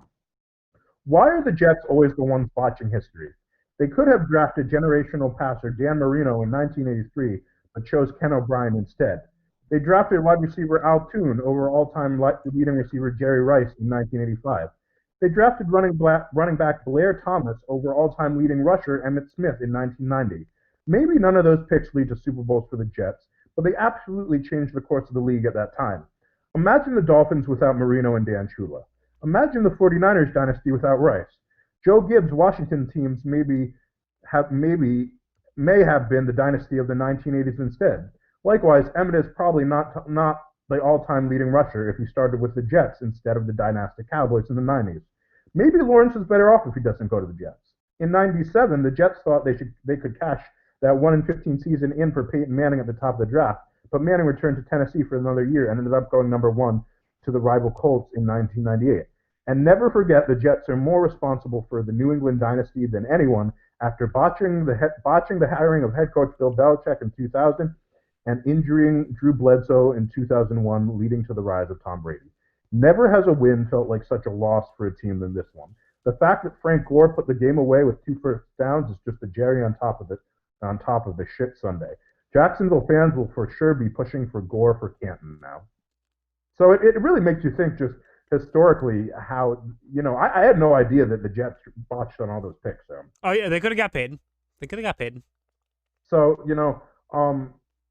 and it's kind of crazy because, like you said, Jacksonville will now has priority for the number one pick, which they were not expecting this, right? They are just, if you're a Jacksonville fan, you're having a great day. I mean, because they were not expecting this. They'll have priority. The Jacksonville Jaguars are probably not winning a game for the rest of the year. So, and the crazy thing is that they have priority because their strength of schedule is easier than the Jets, but it's kind of a flawed system because the Jaguars have been competitive in a lot more games than the Jets have this year. I mean, the Jets have been one of the least competitive teams we've seen in a while. Yeah, well, Justin Fields' career is going to end, that means. If anyone deserves this pick, it's the Jets. But again, maybe it'll be better for Trevor Lawrence. I mean, we've been talking all year about how bad it would be for Trevor Lawrence to go to the Jets. So yeah, maybe and Mike Tanier of Pro Football Network, and I'm not going to read it, but I'll summarize. He had an interesting take, which was he said you have to get Gore out of there and forget about tanking and try to win some games because you have to evaluate the young players on this franchise. You have to evaluate Mims because, and he drew a comparison to the Dolphins of last year, who started the season kind of tanking, playing horribly, and then winning late in the year. And yes, they were lucky to get Tua, but they also are pretty good this year because they figured out who was good and they built some cohesion. He essentially said it can't be all about one person, which I do agree with. So I'm not saying I agree with that entire take. I think obviously if they can get Trevor Lawrence, that would be great. But I just thought that was an interesting take, that it's like, okay, one person can't fix the franchise. We have to No, you can't. Like, they really need to figure out, like, all right, is Jamison Crowder going to want to stick around? Is Denzel Mims going to be the guy to stick around? Is Ty Johnson going to be the running back of the future? All we figured out is, yeah, Frank Gore is fucking good at football. Yeah. So, I mean, and Sam Ficken comes back, but, hard to talk about kickers when there's other stuff at stake. So, but again, maybe that made a difference too, because maybe if Sergio Castillo plays, they don't get the 3-point win. Anyway, this is why you watch the NFL, and this is why you play the games every week, because this was a even in the 101st year of the NFL, crazy things continue to happen. There was another crazy outcome, which we'll get to in a minute, but this was a crazy outcome, and it was one of the worst losses ever for McVay and the Rams. This could be looked upon historically, this loss. I think we'll be talking about this one for a long time. This could easily light the fire in the Rams, and they can go on a fucking winning streak right now. I mean, it better do something, because this could be huge for the Rams, or this could be the nail in the coffin for the Rams. Yeah, I just meant, like, from a historical standpoint, if this really cost the Jets Trevor Lawrence, we'll be talking about this one for a long that time. too. I was talking about, I wanted to switch to the playoff team. Oh, okay. Yeah. All right, speaking of playoff teams, let's two teams in the hunt, the Cardinals and the Eagles. Yeah, so well, on the Cardinals side of the ball, it's been up and down for Kyler Murray and this Cardinals passing offense, and it's very interesting to see. Yeah, and today it was up. I mean, Kyler Murray, he's explosive, he's electric, he's dynamic, whatever adjective you want to use. He was 27 of 36 for 406, 3 touchdowns and a pick. Kenyon Drake hasn't been as effective in recent weeks. DeAndre Hopkins was a monster. 169, 9 receptions. Hell yeah. And that doesn't do. I mean, he did DeAndre Hopkins things. He went he went up in double coverage to get these balls. So I think the Cardinals are still, and Kyler Murray is still writing thank you notes to Bill O'Brien for that one. Yeah, he was their leading receiver on the day. Did you notice that what's his name? Aqib Talib was in the booth calling. Yeah, I did. Yeah. And first of all, the dude's like 8 feet tall, so he was like towering in the booth, but very slender. And he was wearing a checkered gray suit. You should look up, if you haven't seen it, look up Aqib Talib in the booth. And I actually didn't see it, but when I was watching the Red Zone, I heard him talking. Yeah, and his play calling, his play calling was very interesting too, because he was very casual, stylistically, in terms of like, hey, almost Romo-esque, like, hey man, like, look at this play, look at this baller. Like, he was very casual in terms of how he spoke, but he also was like mixing that up with football terminology, because he's a corner, and the dude, you have to know football if you're a cornerback. So it was just a funny contrast. He would go back from, whoa, dude, look at this brother make a play, to, yeah, he thread the needle in that cover 3 with the 2 eyes. He was like both casual and both very like smart as well. So it was just interesting. But I pulled it up. This green checkered suit. If you watch it on YouTube, you can see my look at it on Google Images. But he's got like a red tie, green fucking pattern here. What the fuck is he wearing? He's a personality. I mean, and yeah, no, I'm glad you pulled it up and you're on YouTube there, because I was about to send you a picture. I was gonna say, for anyone watching on YouTube, I have it pulled up so you can see this ugly ass suit. I saw a meme that said Aqib Talib is cosplaying as everyone's grandma's couch right now. Yeah, he absolutely was. But back to the game. Yeah, so and again, I still would love to see more continuity from the Cardinals offense, because I still do feel like they are a random splash play offense. I don't feel like there's a rhythm. You roll the die for them, and that can determine how their fucking offense is going to do that day, because that's absolutely what it is. I don't feel like they're building plays on top of another. I feel like, and I don't know, maybe that's who Kyler Murray is in this league. I mean, because of his height, I think and because of his legs, it's hard to be a rhythmic type of player. But I'd love to see more of that with an off season and see what the passing offense becomes. But again, a lot of that's the offensive line. He was under a lot of pressure, and the dude can run. I mean, his his escapability is phenomenal. And he's a quick guy, and like when you're throwing at Keyshawn Johnson, that's a right. And I think if anyone deserves this last playoff spot, is the Cardinals. Now, on the Eagles side of the ball, we got to talk about Jalen Hurts, because it looks like he's going to be the guy going forward. I'm not surprised that he's playing better than Carson Wentz. I am surprised that he's playing as well as he is, because he had 400 total yards of offense. He was 24-44 with 338, 3 touchdowns, no picks, and rushing he had how many yards? 63 yards. 60 yards. So the four, I believe it was 401, 402, 407, 4 something yards of offense is more than Carson Wentz has had in his entire career.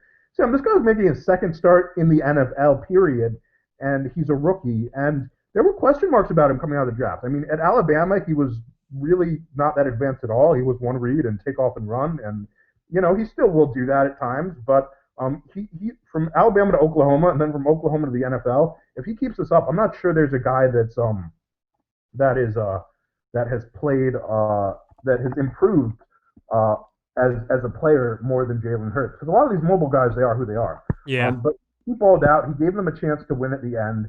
And let me just see if I can, again, give me a sec to pull. While you're doing that, I mean, you brought it up, though. Like, this is only his second game. So, like, we don't really have much film on him. So teams really aren't 100% sure how to prepare for what he can do just yet. That's a good point.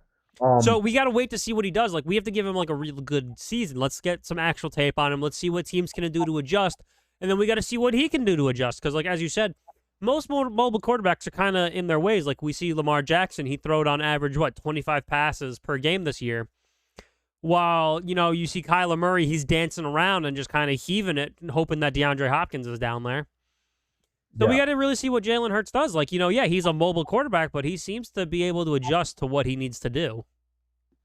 Yeah. No, I think it's a good point, and I don't mean to get the Hall of Fame bust ready already. And you're right, defenses will adjust. Cardinals defense isn't amazing, and it was just. So again, there are qualifiers here. We still have to see, but you can't not like what you're seeing from a guy in his second career start. It's really good to see it, but like we gotta, like I said, we just gotta see what happens. No, you're totally right. But again, I even without defenses having film on him, I would not. And because of how bad the team around him has been at offensive line and at wide receiver, I would not have expected him to play this well. But crazy stat here, Sam. And I tried to find the stat, but I couldn't find it. But Doug Peterson, and I'll do a good quick. He now has a winning record. His record without Carson Wentz as a starter is, I believe it's like 11 and it's either 11-5 or 11-2. I think it's a winning record, and it's 11 wins. And it's just it's either I think it's 11-5. Now I may not have that number exactly right. He's winning more with Nick Foles and Jalen Hurts than he is and Nate Sudfeld than he is with Carson Wentz. It's pretty amazing. It's a pretty amazing stat. And again, I am hesitant to talk about players lifting up their team or intangibles or any of that stuff. And look, I think Carson Wentz from a pure talent perspective is certainly a better thrower than Nick Foles was. But there is just something about the team just seemed to and again I think maybe it was Alshon Jeffrey, a wide receiver a while back, made some whispers about the leadership ability of Carson Wentz, and it's starting to be validated a bit. I mean, it just seems like this team plays better without Carson Wentz. I think it was Alshon Jeffrey. And look, here's what Kazmar had to say about it. Look, I have said these things well before Hurts was drafted. Doug Peterson offense works best when his quarterback is not Carson Wentz. With Nick Foles, the Eagles could actually win high-scoring games, beat good teams, win without much rushing support, and come through in the clutch. You can talk about heart and leadership if you want. There's just something about Wentz where things don't all click with this coach and team when he's quarterback. So maybe it's a bad fit. I don't know, but it's not looking good for the career of Wentz. And it's amazing, Sam, people are still defending this guy on Twitter. Torrey Smith tweeted in defense of him, and a lot of people are saying. But to me, Sam, you can't use the team as an excuse when Jalen Hurts is playing with the same players and playing better. I was just saying, Nick Foles came in during that Super Bowl run. He beat the Falcons, he beat the Vikings, and the Patriots. So he came in to beat the Bears last time. Jalen Hurts is coming in to beat the Saints. Why isn't fucking Carson Wentz doing the same shit? Yeah, if you're going to say it's a terrible team, then why is Jalen Hurts playing so well? So I have soured on Carson Wentz, and I wasn't against him. I love the talent coming out of North Dakota. I thought he had potential, but at some point we have to acknowledge the reality. Potential is not always reality, and the reality has been he's looked sloppy. And it really bothered me, Sam, when a quote came out saying he doesn't want to be a backup and he's upset with how things have turned out. Now, that was stupid of him. Not wanting to be a backup, I don't have a problem with that because no one wants to be a backup. I get it. But being upset with how things have turned out, if you're upset with how things have turned out, maybe don't play like the worst quarterback in the league for 13 games. I mean, don't act like you're on the Jets. Come on. He is lucky that they didn't bench him sooner. I mean, Peterson did not want to bench this guy. They financially they're committed to him. You think they want to have to eat however many $1 million for a contract that hasn't kicked in yet? They want he's becoming Mike Glennon. Every piece of them wants Carson Wentz to be the guy, and it's all on him. He needs to look in the mirror now. And again, I really hope he doesn't go to the Colts because I don't think he'll be better there either. But congratulations to Jalen Hurts, and they almost pull off this win. And I think, are they still in the hunt here for the NFC East? Yes, every team in the NFC East is still in. So the Skins have turned things around. The Eagles, Excuse you, they're the football team. football team, excuse me, just force a habit. Yeah, I know. Everyone does it here and there. The football team has turned things around. The Eagles now look better under Jalen Hurts. The Giants have kind of fallen back. So this NFC East race, as pathetic as it is anyone's game at this point. It is, and that's it's kind of sad that they're going to get a home playoff game though. It's very sad. It's very sad. Alrighty, let's go to Louisiana here, where we had the Chiefs take down the Saints 32-29. Drew Brees was playing. He looked like he was still hurt, to be honest with you. Oh, absolutely. I think they rushed Drew Brees back, and I think they felt like they had no choice. And I honestly believe, look, yeah, it was rushed, but it was the right move. I agree. Because I don't think Taysom Hill would have put up 29 against this Chiefs team. No, you have look, if you want to try to beat the Chiefs, you gotta have Drew Brees, even if he's half healthy. Look, if you want to rest Drew Brees against the Vikings and the Panthers, go for it. But against this Chiefs teams, he needed to be out there. So there are a couple notes here. Number one, the Chiefs do what they do every week, which is start strong, go to sleep for 3 quarters, and then finish strong. And that's worked for them without fail. They are now the only team in NFL history to win 5 straight road games against winning competition.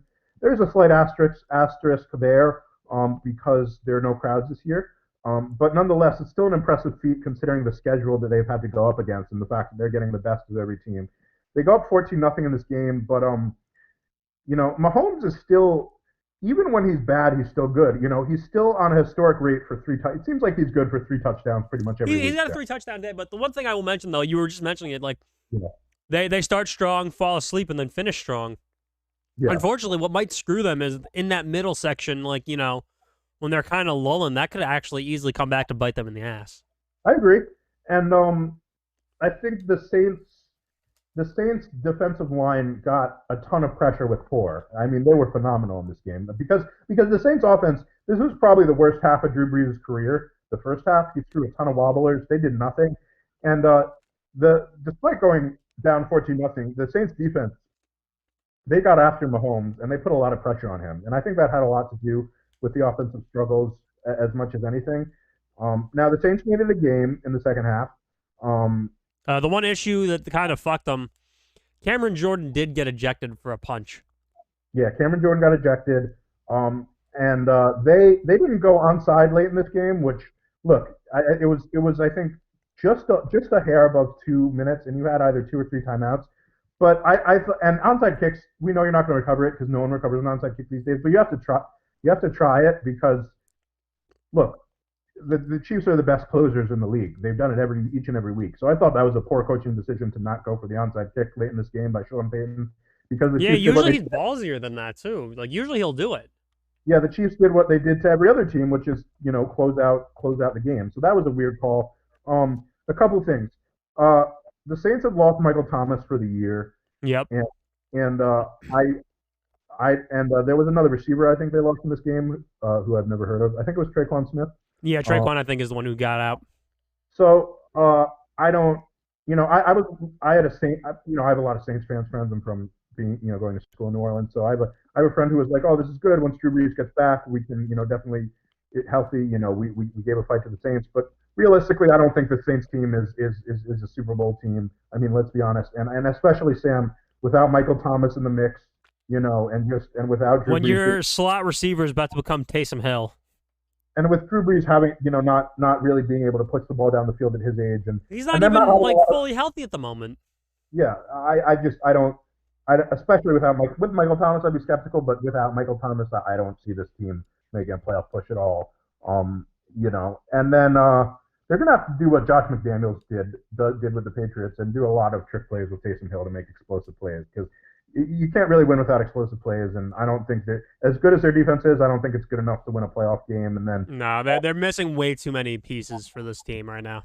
And then on the Chiefs side of the ball, a really unfortunate loss in Clyde Edwards-Helaire is injured, and they had to carry him off the field, and that sucks because I don't know that Le'Veon Bell is in the point of his career where he can carry the horse. They lost Damian Williams. I think he opted out earlier. He opted out of the season. And I think it hurts because, first of all, because Clyde Edwards-Helaire is a great player. Now, we know the Chiefs team is not built around the run. In fact, they're explicitly one of the few teams that is as little built around the run as you could be in this league. Having said that, you never know when you're going to have to run the ball in the playoffs. And we saw that in the playoffs. Like they were incredibly pass heavy, but Damian Williams came on late for them and came on for them in the Super Bowl. So you never know. Clyde Edwards-Helaire, he struck me as that kind of guy. And I've talked to you about this, where there are going to be weeks where he's not going to do anything, but I could easily see him in the playoffs just. He can tear it up. Now, the one thing I will mention here that since we've jerked off Andy Reid like every week, he's going to find a way to get Le'Veon his looks. He's going to game plan for his style of running. Absolutely. Oh, he absolutely will. I don't, you're just down to the margins here. I think with Le'Veon Bell being his age, I think you would like to have, and his injury prone, you would like to have someone behind him. And the other thing about Clyde Edwards-Helaire is he's a phenomenal receiver. I mean, we haven't seen it as much this year because, the Chiefs team has so many weapons, but he was, you go back to him catching passes at LSU, I do think that's a loss for them. I was going to say, Le'Veon Bell's got 2 more years before he's 30 anyway, so. But, really? That's interesting because he's another one of those running backs that seems like he's past his prime. So yeah, no, he's 28. So, well, the reason why he's past his prime is because he sat out for a year and that fucked him. Yeah. So both teams are. And he went to the Jets. He had a heavy workload too. I mean, that's what happens when you have a heavy workload in your career. So, he wanted more money because he was having that heavy workload, and then he made less money, went to the Jets, and got fucked. Yep.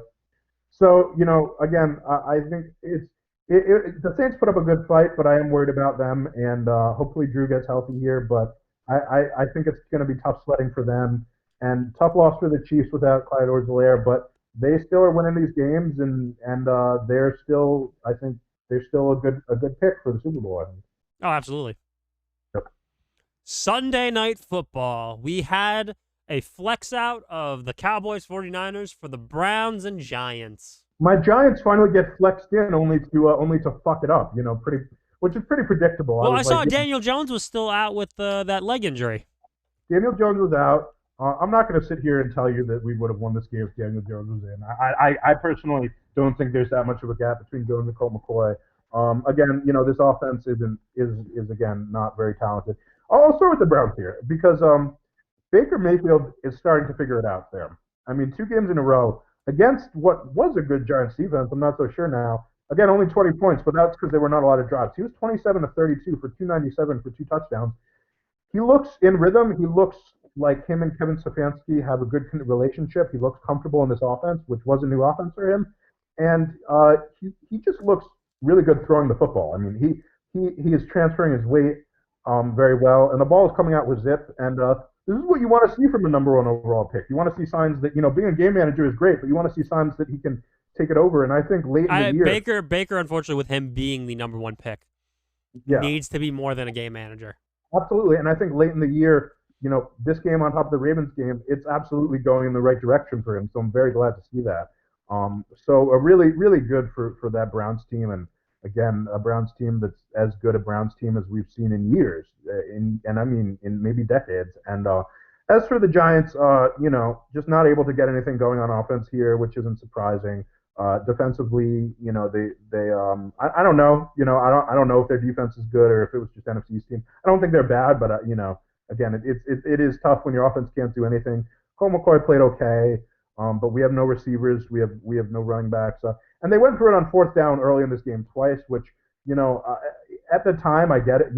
I get being aggressive, but neither of them worked. And it was a 20-6 game, and it was 20-3 late, and they kicked the field goal to make it 20-6 and try to get the ball back. And you're thinking, well, if you would kicked it there, maybe if we'd kicked those field goals earlier, it would have been 20-9. And then this would have made it 20-12, and it would have been a 1-score game. So, but the first call was a crazy special teams play that just didn't work, and the second call, 4th and 2, was a run that it was one of those runs I thought he got there, but they didn't.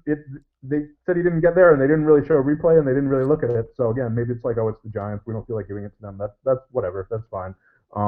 But just if they had maybe kicked a few of those field goals, because we know this Giants offense isn't good enough to score touchdowns, so you got to take the points where you can get them. So again, Giants, it's disappointing, but they're not a good team, and the better team won today. Yeah, they did. There's not really much I have to say about it. I mean, the Browns, yes, they're playing. Technically, this was a playoff matchup, since the Browns are in the hunt. Browns are in the playoffs, it looks like, and the Giants are in the hunt. So, I mean, I get why they flexed it.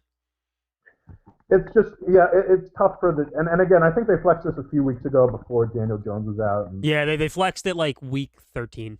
Yeah, and before our 2 losses. But Giants got to go to Baltimore, and I don't think we're going to make the playoffs. I mean, we're not going to beat Baltimore. No, there's no beating Baltimore. I mean, like, the only game they're probably going to win will be the Cowboys.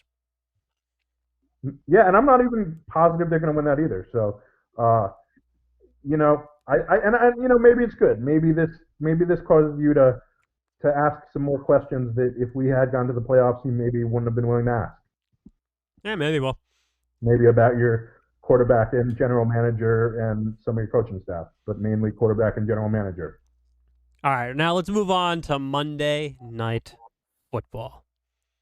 So I what the hold on before I let you get in that. What the fuck happened? I was doing our stream, so I didn't really catch much of the game, but how did the Bengals win 27-17 with Ryan Finley throwing 89 yards? Well, I was the same thing, Sam. I was watching highlights to get ready for this podcast, and so I checked the score at halftime, and it was 17-0 Bengals at halftime. Yeah, I saw that too while we were streaming.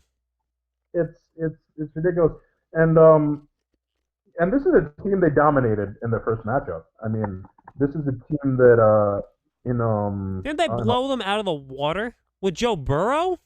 36-10, yeah, 36-10. So so I'll start with the Bengals. The Bengals, again, that's the crazy thing. Ryan Finley was 7 of 13 for 89 yards. I mean, what the hell were they doing? He did have a good rushing touchdown on an option, which where did all these touchdowns come from? I see only 2 touchdowns with a Ryan Finley touchdown. Well, the Steelers had three turnovers in the first half, and they shot themselves in the foot. And you can easily call them the stinkers now, because Jesus Christ, they're not good enough to come back.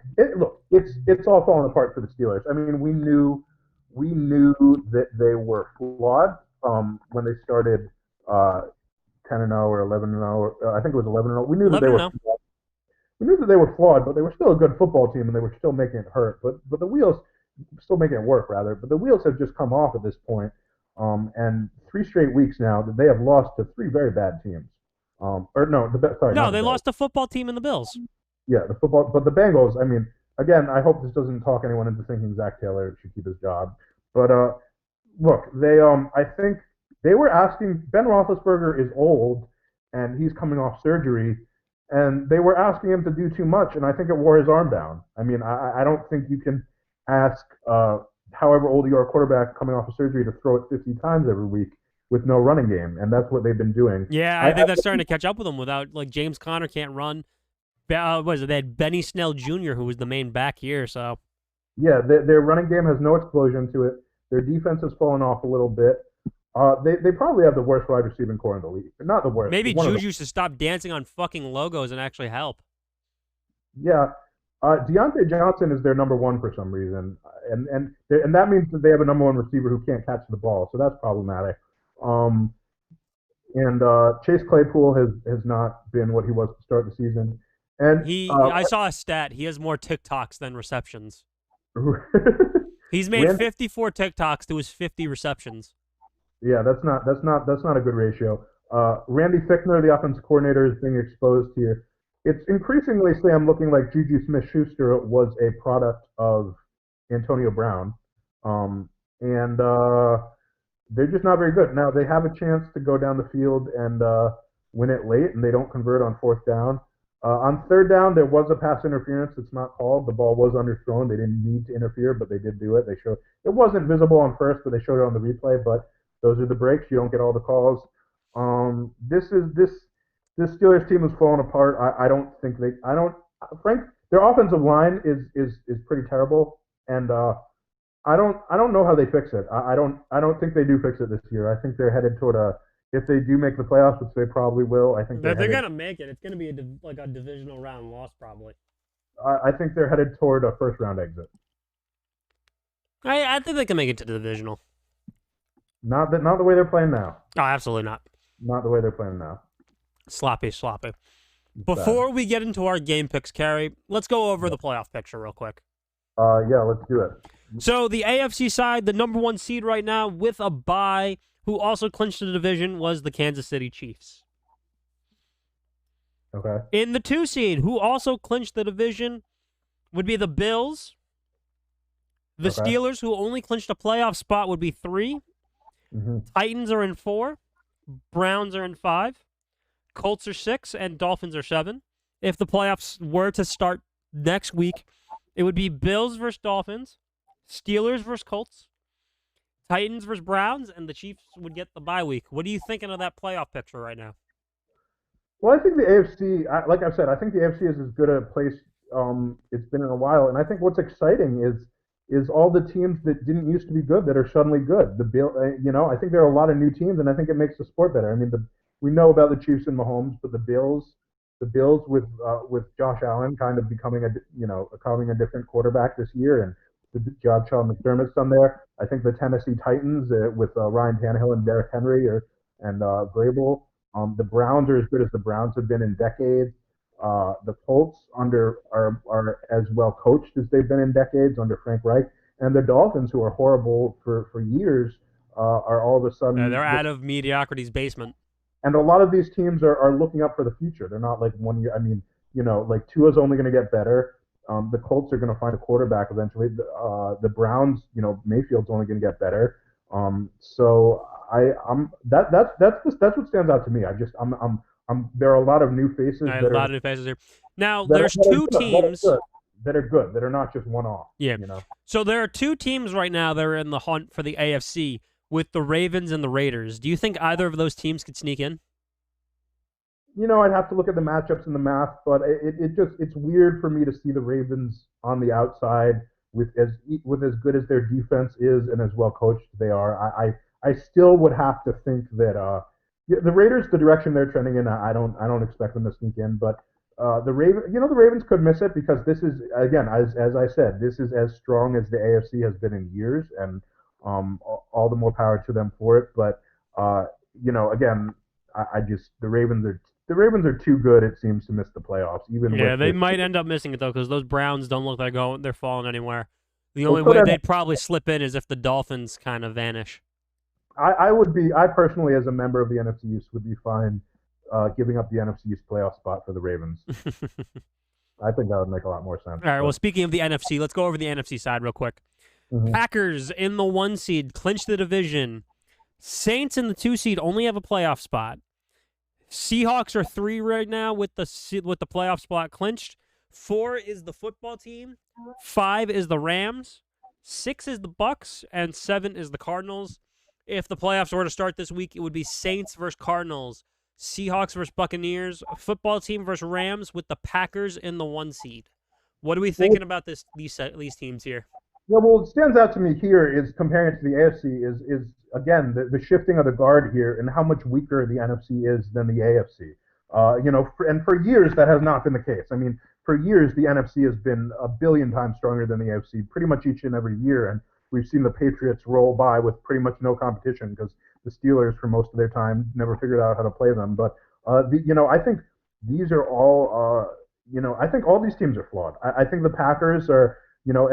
As much as we want to believe in the Packers, I don't think I think there's a lot of indications that they're the same old Packers they've been for years. I think the Saints, with a healthy Drew Brees and a healthy Michael Thomas and home field advantage throughout the playoffs, would be a different story, but they're not going to have those things. No. I think the Seahawks will always be in the mix. It seems every year Russell Wilson's going to carry them to about a certain amount of wins, but they're going to max out at the divisional round. They've been better in the past. The NFC East is the NFC East. The Rams just lost to had probably the worst loss of Sean McVay's career to the Jets. Tampa, I think Tampa's fool's gold, and I think Arizona's a flawed team too. So I think, and then on the bubble, we have the NFC East and the Bears and Vikings, and you know what I think about them. I was gonna say we have a few teams in the hunt there. Honestly, I don't think any of these teams are gonna make it. The Bears look like crap. The Vikings look like crap. The Cowboys are crap. The Giants are gonna have I think a rougher schedule than the football team coming up. And the Eagles are trying to ride with Jalen Hurts, but I don't think the football team is going to let up with that one. Yeah, so I think all these teams are flawed, Sam. And yeah, in terms of the NFC East, I kind of like Washington in there because I think they I thought they early on I thought they had the most not coming into the season obviously Cowboys and Eagles, but like early in the season I thought they because of their potential to be good on defense, they had the potential to be better than they were, and now they're realizing that potential. And I think they're probably the best team in the NFC East right now. But yeah, I think every single one of these teams is flawed, and I think for the first time in a long time, you're seeing the shifting of the guard and a bunch of new AFC teams. And it's exciting because for years, Sam, you and I watched, the same teams be dominant, and then as the older quarterbacks started to retire, we saw kind of a dry period where there weren't, a lot of teams were in the middle of kind of rebuilding phases. But I think this is the first year where I'm looking at this and it's clear to me like this is a new NFL and it's a good NFL. I think it's as good as it's been in a while. It has definitely been. Outside of course you and I, our respective teams, but you know what, they've been trash for years. So. Yeah, they've been fucking up. So, well, why don't we talk about also this draft order, because that also had a bit of a shakeup here, as we were talking about. Yeah, so, with the number 1 pick, we have the Jaguars. The number 2 would be the Jets. Number 3 would be the Bengals. Number 4 would be the Panthers. Number 5 would be the Falcons. Number 6 would be the Texans, but that would go to the Dolphins. Number 7 would be the Eagles. 8 would be Cowboys. 9 is Chargers, and 10 is Giants. Yeah, so I haven't started doing NFL draft stuff. No, but it's just interesting to look at the order here, what we got. A few little notes here, though. Like I said, the Texans would have the Dolphins. The Dolphins would have the Texans pick due to the Laramie Tunsil trade. Okay. The Bengals, who were just number 1, are now number 3 again. Well, I think the big question here is if the Jets are not able to get the number 1 pick back, what do they do at quarterback? I don't think it's likely, but I think there's a possibility they do stick with Sam Darnold. I think there's a possibility they could go Justin Fields. Although worth pointing out that Justin Fields did not have as good a year this year as he did last year. So that's something to play into the evaluation. They could. I don't think Jacksonville's giving it up, but they could offer a boatload of picks for the number 1. They could try to trade up if they still wanted that pick. And they also could trade down if they wanted to keep Darnold. So I think anything is on the table for the Jets. It's going to be interesting to see what they do. But now I have a question, though. I'm actually kind of curious to see what the Panthers do because they do have the 4th pick here. I know they have Teddy B, but that's not going to be what they stick with, maybe. So it's going to be interesting to see where they draft, what hole they want to fix. I thought about this week. If I were Justin, I don't think it's going to happen because we've seen, Dwayne Haskins only played a year at college. Sam Darnold was flawed prospect. He didn't come. No one comes back for their senior year these days if you have the potential to be drafted high. But I thought if I was Justin Fields, I would consider going back to Ohio State for next year. Now he's not going to do that. And again, I'm not blaming him because why play for free when you can get paid? And you're risking career-long injuries. So I get it. And in fact, he was when it looked like college football wasn't even going to be played, he was going to be going to the draft anyway, and that would have been just one season. But the thing with Justin Fields is we'll see how he does in the playoffs.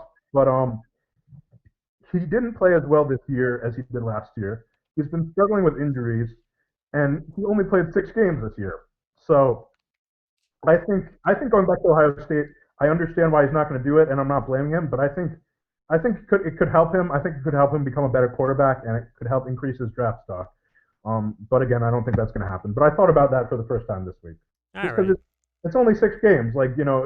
He's still going to be relatively inexperienced, and you want experience. I mean, we saw it with Haskins. I mean, I think he only played 1 year, and I think it's tough to go to college after go to the NFL after just 1 year of college. Yeah, it's going to be rough for him, but we'll see what happens. But let's get to our now Week 16 game picks. We've made it all the way to Week 16. All right, let me pull up my schedule. You're doing ESPN, right? ESPN. Let me know when you're ready. All right, I am pulling it up, and all right, got it. Christmas Day football. All right, yeah. So this is Christmas week. I didn't even realize Christmas is Friday. So Christmas Day football, we will have the Vikings heading to New Orleans to take on the Saints. You know, the Vikings have played them well in the past. Usually in the playoffs, though. I've noticed it's only the playoffs. I'm going to take the Saints in this one. I'm gonna take Minnesota. All right. I'm gonna take Minnesota. All right. Saturday football. We have the Buccaneers heading to Detroit to take on the Lions. I think I'm going to take Tampa on that one. I will take Tampa as well. We have the 49ers staying at home to play the Arizona Cardinals in Arizona. I will take the Cardinals. I'm going to take the Cardinals as well. Why is this one only on Prime Video? So all right, it's probably part of the Thursday night football package includes a couple Saturday games. That's why. All right. The Dolphins are going to Las Vegas to take on the Raiders. Oh, but it's not. It's only on Prime Video. It's only on Prime. That's it. Oh yeah, that is a little weird. I have no idea. That's weird. But all right, okay. Dolphins heading to Vegas to take on the Raiders. I'm going with Dolphins. I'm going to take the Dolphins. I don't like the direction Gruden's going downhill. And they're only 2-5 at home this year. Mm-hmm. All right, Sunday, 1 o'clock. The Falcons are heading over to Arrowhead to take on the Chiefs. Yeah, we got the best team in the league against the Chokers. So I'm going with the Chiefs. KC, yep. The Browns are heading to New Jersey to take on the Jets. The lucky Browns, they get to play the two trash New Jersey teams 2 weeks in a row. They stay in New Jersey, too, so I'm going to take the Browns. I'm going to take the Browns as well. The Colts are heading to Pittsburgh to take on the Steelers. Yeah, so I thought the Steelers could maybe win this one because Pittsburgh's a tough place to play. The Steelers play well at home, and the Colts and Phillip Rivers tend to lay eggs on the road against good teams. But having said that, I don't trust Mike Tomlin enough to turn this around. I think their flaws are more fundamental than anything that can be fixed in season. And so I am going to take the Colts. I will join you on that Colts pick. All right. We have the Chicago Bears heading to Jacksonville to take on the #1 draft pick Jaguars. Chicago's been on a roll, and Jacksonville just lucked into Trevor Lawrence. I don't see them giving that up any easily. So yeah, I see the Bears winning that one. Yep. The Giants are heading over to Baltimore to take on the Ravens. Yeah, I think the Ravens are going to take that one. I think it's the Ravens, and I think it could get ugly. We've got the Bengals heading down to Houston, Texas to take on the Texans. Yeah, I think, short of miraculous division rivalries and Steeler choke jobs, Bengals. I think the Texans are going to take this one. I think the Texans are going to take it. We have the Broncos heading over to California to take on the Chargers. Yeah, never underestimate Anthony Lynn to have a bad loss that he shouldn't have, but Denver's going in the wrong direction, so I'm gonna take the better quarterback in Justin Herbert. Yeah, Justin Herbert's gonna take that one. The Panthers are heading over to Maryland to take on the football team. Yeah, so Ron Rivera gets a chance to take on his former team here, and I think he's gonna win it. Yeah, I like the Panthers' offense better than the football team's offense, but I like the role that the football team is on here. I'm gonna take them. I'm gonna take them. I'm with you on that one. Yeah. We have NFC East division matchup between the Eagles and the Cowboys down in Arlington, Texas. Yeah, I'm on the Jalen Hurts bandwagon. I'm taking the Eagles with you. I don't think the Cowboys can do it. Yep. We've got the LA Rams heading to Seattle to take on the Seahawks.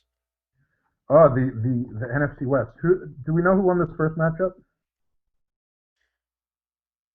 The first time these two teams played, the Rams won it. Rams 16-23. Do you have a pick? Because I'm thinking about this one. I'm going to go with the Seahawks since the Rams just lost to the Jets, and I think that's going to be a downward spiral for them. Yeah. So the Seahawks just the Seahawks have struggled on offense second half of the season, and then they are playing the Rams. Um, this game is where Seattle. in Seattle. I want to see more from Seattle offense, and the Rams on paper should be better. This is a coin flip for me. I guess I'll go ahead and take the home team and take Seattle. Alrighty. Sunday night football. We have the Tennessee Titans heading over to Green Bay, Wisconsin, to take on the Packers. I'm gonna go. I'm gonna go against the grain here. I'm gonna go roll Titan and take Tennessee. I was actually going to say Titans as well. I All think the right, Titans will do it. roll Titan. Let's go, baby. And now the Buffalo Bills are heading over to Gillette Stadium to take on the New England Patriots. Gillette Stadium's still a tough place to play, but the Bills have been just looking so good recently. I think the Bills have figured it out, and they're going to take down this Patriots team. I got to take the Bills. All right, I think that will do it here with our game picks. We've definitely gone over a lot today. Cary, thank you as always for coming back. You're welcome. We don't time it at all, but we always seem to be 2 hours on the dot. We're really good at this. I actually planned it out with what I want to do when we get started. So okay, maybe you're guiding me into the time because I always look at. I was like, wow, that's literally it's 2 o'clock exactly. Yeah, I usually try to guide us along pretty well. With that though, Cary, as always, would you like to take it away with your plugs? Yes, I would. Thank you. So you can find me at my blog that is footballck.wordpress.com. Football and then the letters CK, C as in Cary and K as in Krongard. So footballck.wordpress.com. You can also find me at lafbnetwork.com. LAFB stands for LA Football Network. So that is lafbnetwork.com. And you can also find me on LinkedIn, Cary, Cary, Krongard, Krongard. It's bowl season starting, but I don't think anything special is going on this week. So we can talk about that around New Year's. Things are getting tight in this playoff race, so looking forward to seeing what happens and looking forward to catching up with you again next week, Sam. We will be back next week. We also will be keeping a very close eye on your basketball picks because I want to see if you're right on that one. Yeah, I'm excited for that. All right, as always, make sure to follow us on Twitter. We do as best updates as we can. Make sure to follow us on Instagram. We try to post when we can. We go on Twitch on Sundays. We do live reactions to football and whatever sports game we feel like playing. Make sure to follow the crazy-ass dog here that if you're looking at YouTube who just popped up next to me. You can follow her on Instagram. And make sure to enjoy the rest of your day.